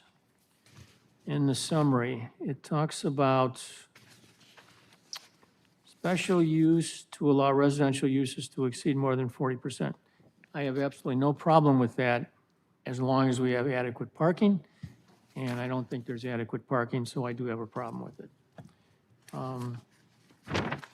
I think we need to have the number of parking spaces required by the code. I don't think it's appropriate to reduce the number. I know the director has discretion to recommend that, but I am totally opposed to that and can't vote for this plan if you do that. So with that, I turn over the floor to you, Thank you. Mr. Chairman. Okay. Commissioner Nugent? I'll try and go quick. But I do have a few. So is there any automatic shared parking arrangements with Pep Boys or Lazy Boy, which are sometimes required? Or will Lazy Boy and Pep Boys both be able to restrict anyone utilizing their parking? Good question. There's no parking agreements in place, but there is the ingress and egress easement. Yeah. So both could restrict it. Correct. 'Cause Except the you said- restaurant site closest to Pep Boys is not designed for a drive-through. It's pushed forward. It'll have a small amount of green space there, and they're doing outdoor. It could be successful, so it could need maximum parking there. You know, because the problem at 151st, that restaurant, many people meet, you know, and I know Mr. DeLange's from the area. I might meet Patrick and his better half, so now we're in 2 cars to be there. So it's a beautiful site. It has potential for that, but Pep Boys has plenty of parking, but they could also say no. Okay. And They then, hardly ever park in the back of Pep Boys. yeah, but realize Napa moved in the last 6 months. But even when Pep Boys was there, they never used the back of that lot. The south? Gentlemen, Yeah. you want to share this with us? So the 159th Street of Pep Boys Napa has a stub. So obviously in the original planning, we were planning across. I don't know if that stub goes beyond the third detention. I'm assuming the answer to my question is to maximize the amount of parking for the 159th Street restaurant site. But why are we not doing a connection there when we've chosen to connect on 150 and LaGrange? So that one wasn't for the parking. It was more for the turning traffic in the one-way street. So let's say if you're heading southbound on LaGrange Road, you make a left onto 159, there's that turn into Pep Boys and Napa right off the bat. Then it's like a sharp left, and then you get into Lot 3, and then it's another sharp right. Right, but right now, if I'm coming from Wolf Road going east, so I pass LaGrange, I come into Pep Boys. If I want to go to their future restaurant, there's a stub to connect, just like we have at Pep Boys and we have at Lazy Boy. But we're not connecting here, but it helps, they need that for every parking space. So is that the answer? We need the parking? I would say staff actually pushed back on that connection after we saw this plan in its entirety. And the main reason for that, and I think is interesting, is if I'm sitting at LaGrange Road eastbound and I'm actually sitting front at that light and I can see restaurant A right there, and I know that I can cut through Pep Boys to get there, I'm probably going to do that. And that might sound innocent enough maybe, but I think in a situation to where you have full green traffic on eastbound LaGrange, and then somebody that might be taking a right turn off of red, Range is an eastbound. you have a situation, or, I mean, you kind of have a situation of conflicting traffic too close to that intersection, again, our busiest intersection in the village. And also, if I'm a resident that's living in these apartment buildings, and I know that I can cut through Pep Boys eventually just to get to wherever my parking space is, I think that that connection would be more abused than helpful. Okay. That was kind of the reason behind that comment, yeah. Speaking of that location, it's slightly relevant, but more irrelevant. The Pep Boys detention seems, A, to be in bad condition. It's aesthetically unpleasing, so I'm sure they would like us to force Pep Boys to improve it. It looks like hell, but it has an awful lot of wildlife growth in it, plantings, buckthorn and the equivalent. And, but I mentioned before, but when there is a tremendous rain, water goes through there tremendously. Is that only Pep Boys water in that detention pond? Or is anybody else, including their property, joining Pep Boys detention? I would definitely have to look into that just because I don't know off I the have top a of video my- from about 2 years ago I can forward to you. maybe tonight. That's perfectly I just happened to great, be yeah. there when I knew this was in the works, and I was there one day and it was pouring. It amazed me the amount of water that was in their detention Sure. during peak rainfall. That's why those buckthorns. Yeah, and I would add on to that too, is that Public Works is going through extensive analysis, not only of our public ponds, but also private ponds, to then follow up either with enforcement action or to take into account basically what's been going on out there. So it's not lost on us when we Relevant see part is that. their property in no way is utilizing, well, is it Correct. currently flowing into Pep Boys? Excuse me? Do they currently flow into Pep Boys, and we're going to correct that? No, the current site is lower in elevation than Pep Boys, so I'm not sure if that outlet. I was goes just directly surprised, there it was 2 right years now. ago, I'll find the video. I was surprised with how much water was in Pep Boys, which, knowing this day would come someday, I'm thinking that water is already utilized in Pep Boys. Yeah, and I think I'm familiar with that rain event too, to where we had quite a lot. But of right now, flooding in you the don't village, use, too, Yeah. even by accident? No, so the southwest corner of the Pep Boy site, No, it'd be their Northeast. northwest, northwest. Northeast. Northeast. Well, it'd be. I'm sorry, It'd I'm be sorry, their that- south flowing northerly. the southeast corner of their site is where their pond discharges onto us. So the pond's going the other way to you? Yeah, that pond drains onto our site. So we'll be picking that up in our storm sewer system, Okay. their outlet from that pond. Yeah, it's been 2 years, maybe the water was going the other way. I just remember the water was really flowing there. When the parking requirement, where it could add to the challenge is the 3 rental structures. So with 24 studios, isn't it fair to assume that they still each need 1? And then we're assuming the 1-bedrooms, but the 1-bedrooms, because these are luxury, you might attract couples. So, I mean, they could still have 2 cars in the 1-bedroom. When I was doing with Ed, I don't think we have enough studios to compensate, even if half of the ones have 1 car, 2. I think we fall short to do the variance, to not assume that these people won't have, this isn't Chicago. So it's not going to be all Uber or bus people. They're going to use cars as a mode of transportation. So I'm a little concerned the rentals. This is more not a question that needs an answer, but I'm a little concerned that the rental portion of this isn't planning enough parking.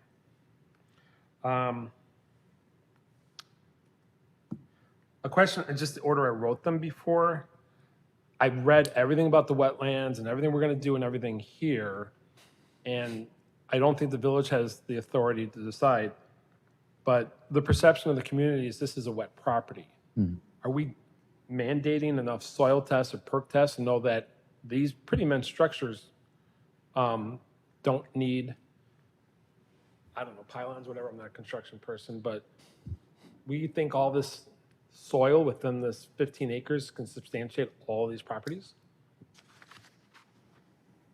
Or you're just going to, so if the soil test needs, have you guys done the soil test? to know- We're in the process of getting a comprehensive geotech study done for the site based on the location of the buildings, foundations, all that as part of the construction of the foundations. I mean, you don't want your buildings to sink either, I understand. No, absolutely. We have to adhere to what the soils are. Again, I think what you have to keep in mind is, and if I recall the details exactly, I'm trying to remember.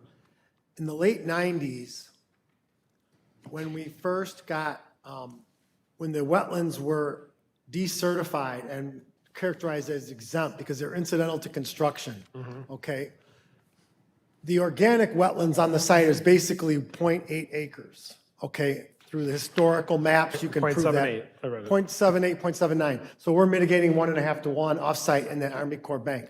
The rest of it is incidental construction. We had started doing some grading work out there in the late 90s. So we stripped a lot of the topsoil off, and that's why you have a stockpile sitting there along 159th Street. If you notice, there's a big pile of dirt there. And so basically what's out there is more or less clay, exposed clay, which doesn't drain, all right? And you have all this water that's tributary to the site that wants to go under 94th Avenue through that 24-inch pipe, basically just running helter-skelter all over the site, okay? And just sitting there. It's not in a designed pond or an engineered structure of any kind for detention purposes.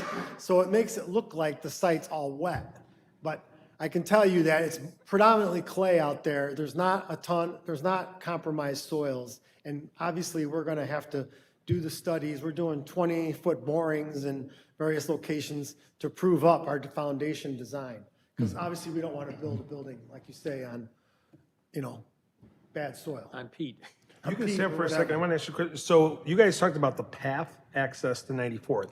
When you're talking about your 3 green spaces, you use the term park about 5 times, but it's not really a park. It's not open to the public per se. It's private to you, but you're not going to restrict anyone's ability to show up, right? Right, I mean, we're not donating it to the park district unless they really want it, which I doubt they do.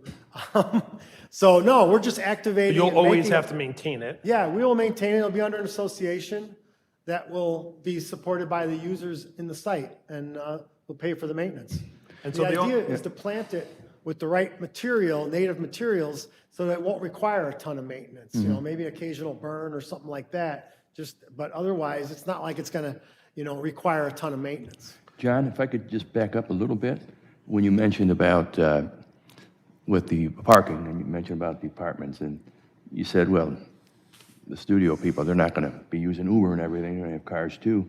But I think when staff explained, and correct me if I'm wrong, when they looked at that issue to allow it, was that the fact that there are a number of studio apartments, it's a lot less likely that they will have more than one car. Yeah, the 24, there's no reason. Am I correct in saying that? Yeah, it wasn't that you didn't think they were gonna have a car at all. Yeah, so Yeah, for, but the math that the 24 studios don't need more than 24 spaces, and that the others were kind of divided, I looked at the floor plan between 1s and 2s. Yeah. And then the 2s, you should bank on 2, and the 1s, you can go 50-50, half will have 2, half will have 1. It looked like you fell short about 4 to 5 parking spaces. Yeah. That's all. But, I mean, I do realize maybe some of that generation will not have cars. When we were talking about the paths, and you talked about access, and then you were questioning, and I think they've almost all left, but the 2 different complexes of Georgetown, how are they accessing this walking path? Because they have their own gazebo pretty much at their border for boardwalk. So there's a path somewhere between their gazebo or their pond connecting to them? it's the sidewalk on the right-of-way on 94th Avenue. Oh, okay, so Yeah. they'd go to 94th, not internally.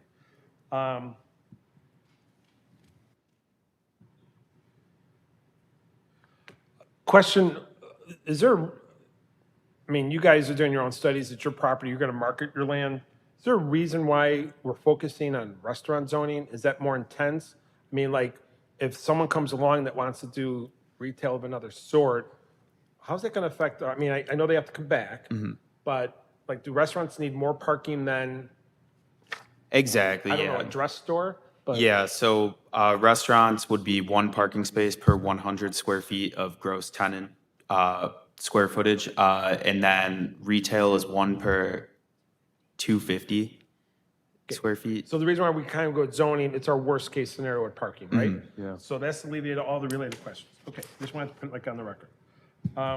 Restaurant B's access to the east is non-existent, correct? Correct. So it's just gonna be grass and curbs to grass and curbs. Yeah, Nobody's so- gonna walk or drive between, There is a sidewalk just on the north side of that Lazy Boy. is that a sidewalk? That's a sidewalk proposed that extends all the way from LaGrange to past Building C in the residential, all the way to the walking path. Speaking of Lazy Boy, they have a beautiful window to their southern exposure, and then it looks like they were planning for like a common brick wall, but now we're gonna put a drive-through there. On the one drawing, is it real? There is green space on their border buffering the drive-through from Lazy Boy. So Lazy Boy's not gonna have a drive-through and whatever, 2 feet from that window, right? There's some element of grass space on your plan, right? I'm not sure how wide it is, but there's, yeah. Right. I mean, I know they're not gonna spill, whatever. All right. And then Lazy Boy and Pep Boys and Brookdale, have any of them addressed concerns about the shared frontage road? We have not heard any from my They're not here to knowledge. I'm not present. sure if engineering has spoken with. So Brookdale Nursing, whatever their appropriate term is, Lazy Boy and Pep Boys, are all gonna have frontage road. Their lives are all gonna change. Any of them address concerns about it? They're all cool, or did it come up during? I haven't heard anything personally, Anthony. I don't know if you have. Well, the Brookdales is more optimal because it's like a frontage road that doesn't affect them. Lazy Boy's life will be changed, but maybe it'll induce business, so, it's a 50-50 there. And Pep Boys is kind of focused on the other side, so I don't think it's bad, but. Yeah, and to your point too, Commissioner, again, the comment to restrict that to the north in front of Restaurant C and Lazy Boy was partially kind of what Commissioner Schuessler had mentioned with LaGrange Road. If somebody's turning into that kind of mini intersection right there, we don't want them to have to make another decision point to turn left or wait for more traffic there. We want them to either go or to go to Brookdale and basically to keep moving along. Yeah. So your report talked about there's a lot of low-quality trees here. And I read through them, and my son's in conservation, so I understand most of those trees. But the trees that are quality, I realize you guys are gonna have to deal with all that, but in their plans, I don't see any trees. So we actually mentioned that there are quality trees. Are they all getting ixnayed, or are we keeping any of these quality trees? I don't know where they are off the top of my head, but I believe, I want to say on the north of Restaurant B, let me see if I could point on the screen, where there's existing, Because realize this shows no trees. yeah, this one's just the site plan. Landscape plan, it shows, trust me, there's a lot of trees on this site. Okay. Right, I realize 3/4 of the trees are garbage and need to go. Yeah, but no, we are replacing a lot of trees. Are the quality trees, are the mature trees staying anywhere though? Or are they all gonna go and you're gonna start over? Because I thought that was written in code, they gotta keep the good trees, right? There's a mitigation, provision also, to the extent we can't avoid them and they have to be removed, but, the landscape plan is pretty detailed, and has all the quantities and everything else. But a lot of it's new. Yes, a lot of it's new, Okay. a lot of it's gonna be new. So I purposely went to 95th Avenue at Orland Crossing, and I go there regularly anyway. And I know they've had to do corrections, but you have the angled sidewalk that you're proposing, and you have a crosswalk for your apartments to go to your property, and you show your little brick path like Orland Crossing has. They've had to make efforts since it was built to make sure that people can cross. The difference between you and Orland Crossing is you're throwing in 144 apartments, and you're encouraging some people to go there, and you're gonna have 23 spaces, which will include some of their guests. I think from the point where, let's call it 95th Avenue, the road they're creating, from the point that it's hitting the apartments till it leaves, that needs to be like a 2-mile-per-hour road. So if it needs to be tight and, with the berm, people need to think that they do not travel fast there. We're asking for a safety hazard, and this site's not worth one injury. So, I mean, they're saying it's luxury and people, that's part of the using, but their guests are gonna use those 23 spaces. So that area in between can't be like Marquette Bank that you can go at any speed. It needs to be a little bit more like Orland Crossing and less, is my view. So I don't know if we can put it in there, but they're even showing crosswalks right there. They want people to walk there, but we're gonna have a large hotel, 3 restaurants, and 3 apartment buildings, and all these people, as we're talking about where they can sneak in, they can use this road to do the frontages to go to Adamo and the salons and all that. So this will be well-trafficked. So that needs to be considered for, I mean, it ain't gonna be 94th Avenue, but it's gonna be well-traveled. Yeah, and I believe that was a comment that was early on, at least in my time with the village. essentially when you have a roadway that's kind of offset like that with that median through there, those are great traffic calming strategies as well. Again, it's, if you have a straightaway, no median, people are gonna just treat it like a speedway, right? But if you have that, you know, you've got your signage, you've got your pavement markings, you've got your median, landscape median, you've got a little bit more of an interesting Yeah, we need people to alignment go that 2 people miles an need hour. to pay attention to, as well as the traffic calming, you know, that you've mentioned as well, Commissioner, yeah. Okay. All contributes toward it. I appreciate that, and I know you guys are, but I want that to be back in your head. Home to Hell, Lot 4 in that paragraph, it says it will not be rented for more than 30 days. I know home to hotel exists, I don't know anything about it. So these are extended stay hotel rooms? That's the idea? Well, it's a suite. It can be, but it's not. I'm sorry, if you're gonna engage in, can you come up to the That's right, mic? we're recording you, I'm So sorry, you I can should have stay mentioned one that. day, but like the guy that's new to town for the job and wants to stay here for 2 weeks, Yeah, you you want can him to do that choose you. too. Yeah, absolutely. Because they have that in Burbridge, and people say there's a shortage of that. Yeah. So what happens when people start staying 30 days? What are we avoiding? Because we want to make sure that people are not choosing this as their permanent residence, right? Well, it would be an expensive permanent residence at that point. So I'd rather put them in an apartment, you know, for a lot less money probably than they would trying to stay at the home too for that long. Price would police that, wouldn't it? Yeah, well, And they pretty much left, but that's the boardwalk people, and I know like Mayor Peacock had to deal with this last week with the questions. We can't control what you do in your rental situations, but can people rent in the apartments for short term? Are you gonna market that?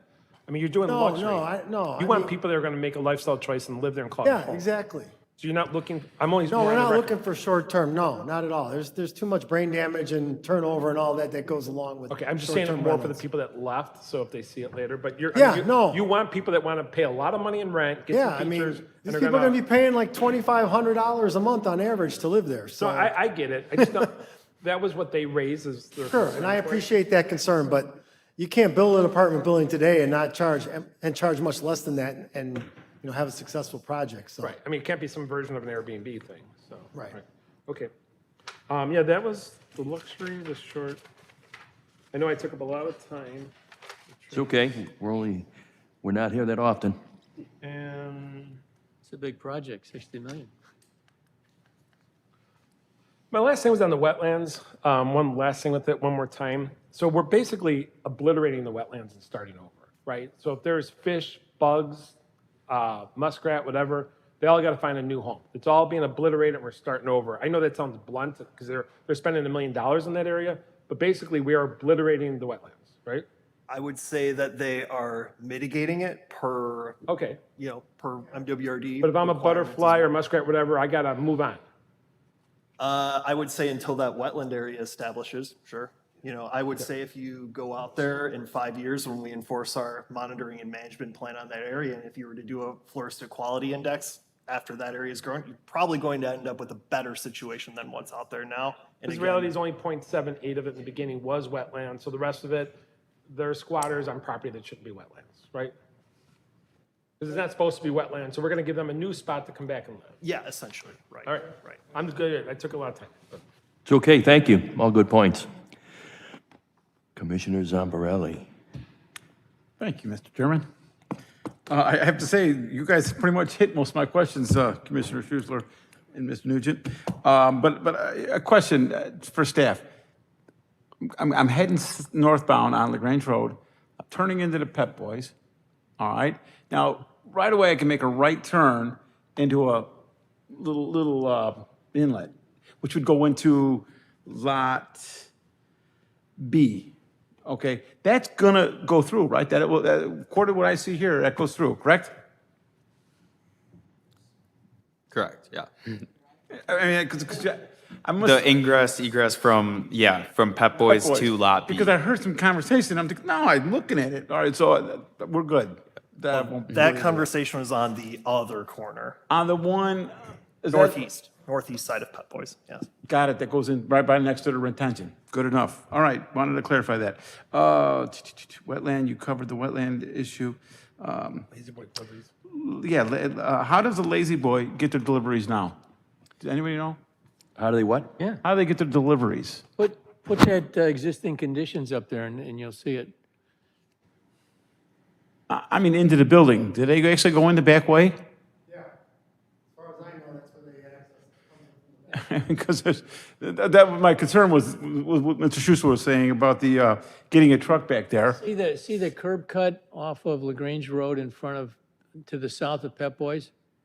That's actually a road that goes down there to the east, and then you take a left, and you go over to the building, over that paved area there. Okay.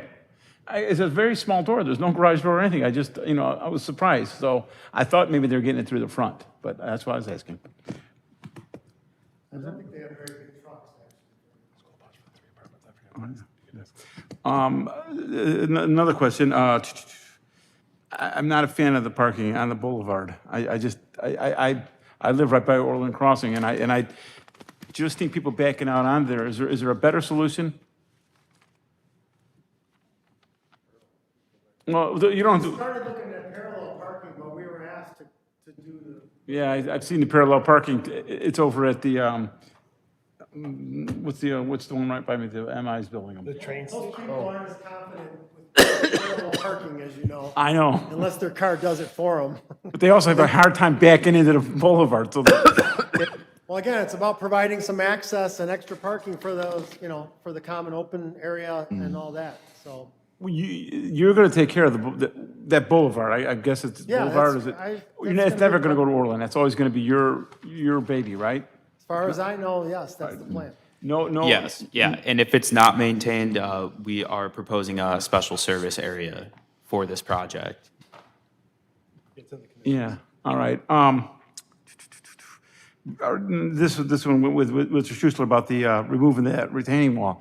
I didn't, that didn't make any sense to me as well. You may want to stay at the microphone because this meeting is being recorded, and we really need for you to speak into the microphone. When I looked at the property, I went through Brookdale, came around that little ring road. That works fine, making a U-turn right there to get into your project.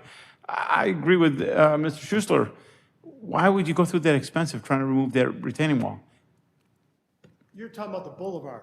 I'm talking about LaGrange Road, Talking about the left turn lane. Yeah, right. Yep. The median. yep, putting a The left turn. retaining wall, you confused me. I Oh, wasn't sorry, sure. you're right, You're yep, thinking of yep. a pond retaining Yeah, wall. my Meant median. apologies. He meant median. Yep, median, I did mean median, thank you. We have just, again, we're concerned about making sure that there's adequate access to the site. There's going to be multiple users here, commercial users as well as residential, and we believe that it's necessary, at least to have better access from southbound LaGrange. Again, we only have one right-in, right-out on 159th, and we have the right-in, right-out on LaGrange Road. We don't think it's sufficient. The study shows it's warranted based on the traffic generation that our KLOA has done. I don't want to spend the money if I don't have to, trust me, I agree with Right. you. And to be honest with you, in the end, if for some reason IDOT just doesn't decide they want to give it to us, we won't be able to have it. But right now, they're evaluating it. They haven't told us no officially. Yeah, I have a suspicious thought that they're not gonna let you have that, They may not. but you'll still be okay, because you can still get in there. I hope you're right. I don't know. You're absolutely right, though. We may not ultimately get it. There's no guarantee we're going to get it. But that's the way we're showing it currently. So now you're gonna have residents there, I'm not sure you're gonna have a lot of students, but will there be school bus service though? There will, if there are people living in there for, school, right, school? Is that a thought? I mean, I think it's going to be very, very few students, to be honest. I mean, Yeah. 2 bedrooms might generate a student or 2, but that's it. I don't think you're going to see it in a 1-bedroom unit No, or a studio. not studio, but I just thought, those are questions that came into my mind, I you know. appreciate that, and you know. it's very possible you could get a few students. I don't think we're really, expecting much, if any, to be honest. But Okay. Walking path I like.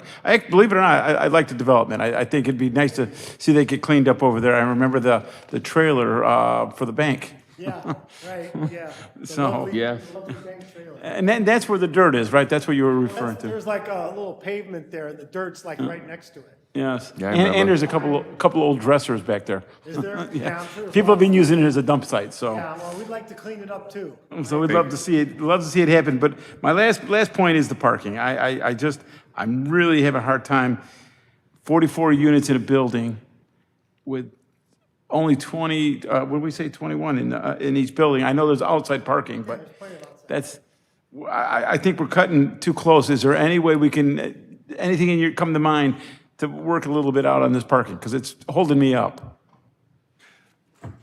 Let's reiterate what they actually are going to provide for parking in those buildings. Well, the numbers, actually, I added them up, and Ed was right. It's 497 is what you provided, not 511. And the required was 511, but that's leaving only one for studio. I mean, I think you're going to need more parking. Well, right now, the required for the overall site as a whole is 511 parking spaces. Correct. And we're at 501. You're at 497. We're at 501 for the entire site. Well, the number they have on it, 497. what we're presented with, On your doesn't chart, add the up. chart is wrong here. I added them up. The numbers that are here, I It says added- 490, yeah, it adds up to 497. I don't know if they have, they got restaurant C with 42, restaurant, which is 1 per 100 square feet. The hotel, they have 107, 1 space per hotel room. And the apartments, they have 2 spaces per residence, and you have, how many residences do we have? 232? 132. Marcus, did you, where's the problem with the numbers? Can you put I'm the, checking on it. I need to check the main site plan data box. Gary, you got the answer? Yeah. So the site plan, one of the numbers on the data table on the front page of the plans for Lot 3, Restaurant A, they have 42 listed and it's 38 in the staff report. So that would get us from 497 to 501. In the Would you- parking spaces provided. Carrie, column. would I can hardly hear you. Oh, Carrie, would you okay. repeat that, please? Okay. Sorry. All right, yeah. The data table on the front page of the packet of the site plan, the Lot 3 Restaurant A, parking spaces provided, it's 38 in the staff report, but it's shown as 42 on the data table, so that would get us from 497 to 501. Gotcha. That's within 2% required. And I can tell you, I appreciate your concern about we obviously want to provide adequate parking. We're not trying to short parking.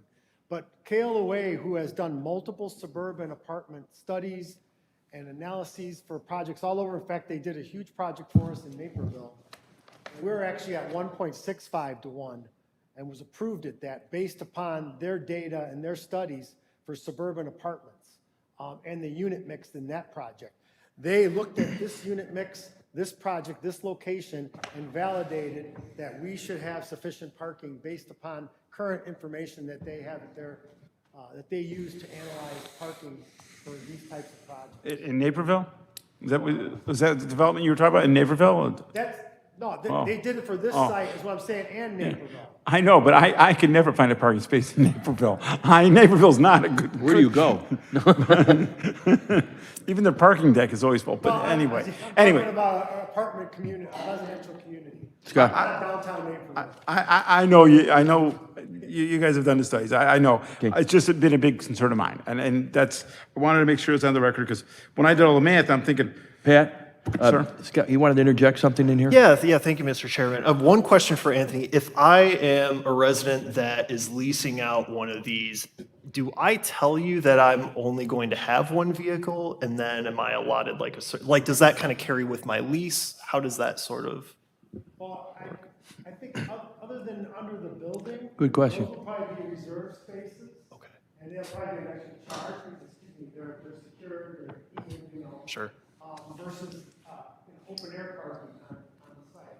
Okay. So, I mean, typically you record a license plate, so Right. you know that person is a legitimate resident. It's normal management practice for these types of developments. Okay. So they would have to let us know and give us a license plate. What I'm trying to get at is just those controls to maybe make that number make. Anthony? Even when you're talking to him, we're recording it. Yeah, I'm sorry, guys, I keep forgetting. So, Good? I mean, it'll be managed. Okay. I'm sorry, Pat. Go no, ahead. no, it's all right. Pretty much, my questions were kind of sort of already answered, but I just wanted to put them on the record. Thank you, and I really wish you a lot of luck there. I All right. appreciate it, Patrick, thank you. Thank you. Commissioner Paul. Thank you, Mr. Chairman. As far as the parking goes, are they, and it's like the restaurant parking, the hotel parking, is that dedicated parking, or can anybody park there? Well, there'll be like cross parking easements between uses, but I mean, it's designed to be for that use. If a resident parked in the restaurant parking lot, or a guest of a resident parked, I mean, are they getting towed? Or is that, I mean, is it just like, okay, here's all the parking spots, park where you want, It's kind of or? hard to enforce that. you Well, I know? mean, Yeah, I mean, but that's why I think we plan them to meet code, generally speaking. I think we're pretty darn close to the full requirement for the overall project. I mean, we're within 2%. So, I mean, it becomes a problem, either the restaurant's gonna start enforcing it themselves because it's, you know, depriving people of getting to the restaurant. And if people start parking in the residential area, I mean, we tried to segregate. That's why some of the cross-access doesn't really exist between the restaurant and the residential to the west, because we're trying to keep people where they should be. I got Not you. promote a lot of cross-parking. And I have a couple of comments. Some of the residents, they're not here now, but some comments were made, so I just wanted to address it. Apartments are not bad. No, Again, I'm old enough to remember when, you know, you bought a house. That's what responsible people do. And people that don't, well, there must be something wrong with them. That's not 1960s anymore. See what houses cost, if you can even get one? How much money you need down, what the mortgages are for in a house? You're in your 20s, 30s trying to get started. My daughter wants to buy a house. It's ridiculous. It's ridiculous. You're right. So, you know, a nice apartment, yeah, people have money. It's not like they're broke. You know? We've seen 9750. That was going to be all Section 8 in 5 years. I didn't see that happen. The ones by Mariano's, the ones on 94th there, there was a couple other ones that we've approved over the years. That hasn't turned into a slum. I mean, you drive by there, they look nice. You know, I mean, I don't know how they're, you know, maybe some of them are Section 8, but it doesn't look run down. It looks good. I have no reason to think that this is going to be any These are different. professionally managed, professionally Right. maintained buildings and structures, as opposed to individual residence, which isn't always maintained to the standards I think No, some of their neighbors might like. Exactly. So I don't have a problem with that. There was a question about speed limits in that area. Typically, though, I mean, aren't residential streets 20? Any reason to think this would be different? I don't see any reason in which this I would mean, be Wheeler's different. a main, like a through street that goes all the way through half of Orland Park, and that's 20. It's a residential street. So We there's would other be ones like treating it. this as pedestrians are crossing in the. Yeah, so I would That they should be crossing. think yes. Fully that, expect it to be 20 to 25. I would think that would make the most sense, right? I have my concerns about the parking too. I mean, we're looking at 501 as what's available and 511 as to what's required. Here's the thing. This property's been vacant for a long time. Do I have a concern about it? Yes, I do. Am I willing to kill this over 10 parking spots? No, I'm not. Something has to go there. I mean, I think we all agree, right? I mean, if it's not this, it's going to be something. It's not going to stay vacant forever. There was a concern that one of the gentlemen that was here earlier had, you know, why something of this magnitude? Now, tell me if I'm wrong, but when you've got this much of a challenge in the topography of that space, that lot, a lot of stuff has to happen before you could even think about putting any concrete down. A lot of money has to be spent. You said 60 million. I know that's not just for the buildings, No, all right? So you can't do a small project on a piece of land like that. I mean, it'd be nice, maybe you put 200 bungalows up there and go bankrupt. What's that gonna do? You can make the building smaller, and that would ameliorate the parking problem. But you gotta make money on this, I get it. And it's a challenge, it's been a challenge for a long time to develop this piece of property. It's a good development. thank you. We think so. Restaurants will survive here because they always do. Hotels always seem to survive and people freak out about those, but it's a good hotel. I mean, I'm familiar with that chain, and Hilton? I mean, it's- you're familiar with Hilton, I assume, right? yeah, I mean, this isn't Motel 6. I mean, No, this- absolutely No, I not. mean, this is, nothing against them, by the way, but if anybody This works is for the them or same something. quality as But our it's- Homewood it's- Suites yeah, or the Hampton yeah. across the street. It's in the same family of No, hotels. I travel a lot in my job, and yeah, I mean, that's a good hotel. I don't have any problem with that one. But yeah, I mean, to me, is it 100% of what we want to see? Is it 100% perfect? No. I mean, like I say, the parking thing does concern me because if this is good as we think it's going to be, those apartments will fill up. You'll have a lot of traffic at the hotel, or a lot of people going to the hotel. And that's not always going to be full 100% of the time either. The restaurants aren't going to be full, but sometimes they're more than full. There's people waiting to get in too. But yeah, I'm not willing to kill this over 10 parking spots. And that's all. And that's all I have, Mr. Chairman. Well said. Thank you. Thank you. You know, in supporting the apartments, I've said a number of times, you know, whether it's apartment, single family, I'm not worried when people want to rent an apartment, when people want to move into our community. I'm worried when they want to leave. Yeah. So, Point. Good point. And that doesn't seem to be happening. So. yeah, and thank you. Commissioner Sanchez, Hey, thank you, Mr. Chairman. what didn't we cover? You cover it. A lot of good questions so far. As far as parking, the back Lazy Boy lot, is that included in the 501 or 497 or? No, okay, gotcha. If I was a renter, I would find this, you know, kind of attractive because of the proximity to the restaurants and being able to, you know, walk to potentially a little pub or something like that, kind of hang out with some friends. But it doesn't, I know it's not a downtown area, but is there any concern about people just kind of walking from building to bar to hotel through parking lots? Was there any thought about like some paths or kind of, you know, or if you have to, you know, the hotel lot's full and you got to park close to a restaurant, you got a suitcase rolling behind you. Is there any concern for safety if you're kind of going in between parking lots? It's very pedestrian friendly when you start digging into the plan. There are sidewalks pretty much everywhere connecting every lot. So it is very pedestrian friendly. We've been asked to highlight the crosswalks with specified brick, colored pavers, things of that nature to, you know, help enlighten drivers to the fact that there's a crosswalk there. So it was definitely designed for pedestrians in mind. Okay. And like we said before, we believe that the speed probably is going to ultimately be either 20 or 25, so it will be a slow traffic speed throughout the development. Okay, thank you. And then, can you remind me what you said about approximately what you expect the rents to be?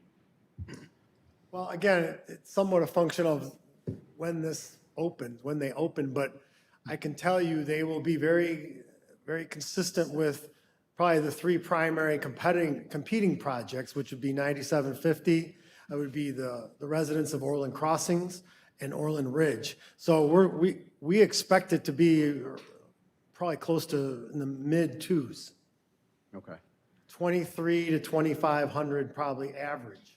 So some's gonna be higher, some's gonna be a little lower. Studios would probably be, you know, a little lower than that. 2 bedrooms are gonna be higher than that to okay. get you to that average. And then what about the signage for the property? I know there's some little signs for the different restaurants and whatnot, but I'm thinking like a LaGrange Square or something where there were signs kind of on the corners. Is there a plan to put like a Crossroads of Orland Park or anything like that? Like a or- Yeah, I monument? mean, we haven't shown the elevations on it. We have all the locations identified for some development signage, mainly on the 2 access points, 159th and LaGrange. And then each lot fronting on LaGrange or 159th will have its own monument sign. But we need to get some exposure for the residential, obviously, out on that development sign so people know, because it doesn't front on 159th or LaGrange. So they will be on that development signage and probably the hotel as well. So people know that they can come in off LaGrange and get to the hotel over on 159th, even though they could probably see it, but it needs to be clear so the public understands how to get there. but those will be submitted separately as far, and they will meet, code and everything else. Okay, thank you. You're welcome. Okay. Thank you. Hey, Nick, I had my turn. Can I do two real quick ones again? I'll be quick, like 1 minute. Of course. It reminded me before, but for Pep Boys, they've been used to being by themselves for a long time. We're adding people basically come from their south and go north because it's dead end. We are adding a one-way, so Lazy Boy has to change how people enter their property, right? Right, but we're also adding another access point just to the north of them, too. Right, so they're gonna have to come from the north. They Right. can exit south. Yeah. And they can exit north, but they have to Yes, exit north. right. So if there's a signage change, whatever for them. Yeah, we're gonna have to, yes, definitely coordinate that signage with them. And the last one, so I don't know that it matters, but there was a second boardwalk high-rise never built. That lot faces this road. Everything here is private, so if someone develops this, they have no rights of any access to their roads, right? You guys don't own that lot, do you? Actually, technically, we do. Well, oh, okay, because you developed the other building, right? No, we didn't develop anything, but we do own that lot, that extra lot. Okay, because someone said you might own it. So if they own it, you can ask to access this road, right? We could, if it made sense. I mean, to be honest, in the beginning, there was some contemplation of that in order to get some access to 94th. They really wanted to see some access to 94th Avenue somehow. Because of the stormwater management requirements, we couldn't make that little service road behind KFC work. And it goes right into the turn lane on 94th Avenue. Right. So it was looked at, but we decided it wasn't a good move on our part to try and pursue that. And just, because we could have gone through our lot, but that would have obviously disrupted the plan for that lot as So well. if they control both sides, they have to purchase in the future. Yeah, we would have to come to you and decide if it makes better sense to connect there or just maintain the current access. And the reason I'm asking that is that's quiet on that side, but now we do create, so if you guys create access there, you probably don't want it to go through the boardwalk. And well, how would you ever restrict that? So right now, a new development there can come from boardwalk. If they chose and they asked to come from, call it 95th Ave. I don't think I want to contemplate any plan like that as part of this petition, but yes, we would absolutely review that. There's gonna have to be really good justification probably for doing it, I guess. Okay, but it's yours and that's for the future. Yeah, yeah, we control it. Okay, thank you. All righty. I guess that leaves me. First of all, Commissioner Paul was correct in saying this is a, right? Dan. Didn't I get you, Dan? Yeah, he talked. Yeah. I guess, yeah. Wasn't listening. Ed wasn't listening. You want me to go you. again? No, thank Man, you. a few No, words. thank you. Yeah. Well, no, I don't have much. I mean, obviously, I think this has been thoroughly investigated, dissected, everything by my fellow commissioners. A lot of great questions, a lot of great conversation regarding it. As Commissioner Paul said, this is a property, for years and years and years, and it's great to see something come into fruition here. I personally like the project. One of the things I was looking at before, any of the traffic and everything was just the appearance of it. And I like what you're doing with the, I like the color schemes and the use of the EFIS. I think it makes it quite attractive because, there are some developments, it turns out to look like a barracks if you don't break it up properly and you have balconies and all the units in it. I really like that. I think that the concerns over parking and flow of traffic and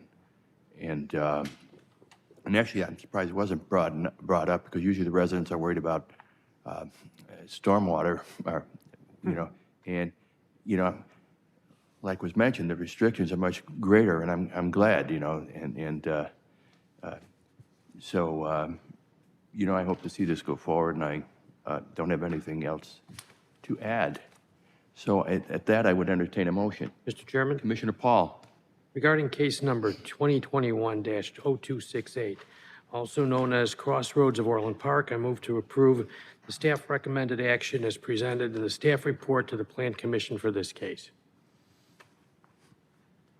I'll second that. Now we will poll each of our commissioners. Commissioner Paul? Aye. Commissioner Sanchez? Aye. Aye. Commissioner Zamparelli? Aye. Commissioner Nugent? I am really concerned about the middle of the median, and I just hope staff keeps that in mind, even though it's not a condition, but I really think what we're calling 95th in the middle. So I'm officially aye, but no condition on that, but I would like to prevent the mistake before it happens. Commissioner Schussler? No, I think we need more parking. I'm opposed to the left turn lane in, and I'm concerned about the access to the Lazy Boy back parking lot. So the ayes have it, and this is not unanimous. This will be passed on to the Committee of the Whole for further deliberation on it. Gentlemen, thank you so much. Thank you for your patience and your answers, and wish you a lot of luck. Thank you. Much more attractive than Orland Ridge, by the way. Much more attractive than Orland Ridge. Okay. Your selection on, your architect did a great job. I move that we close public hearings.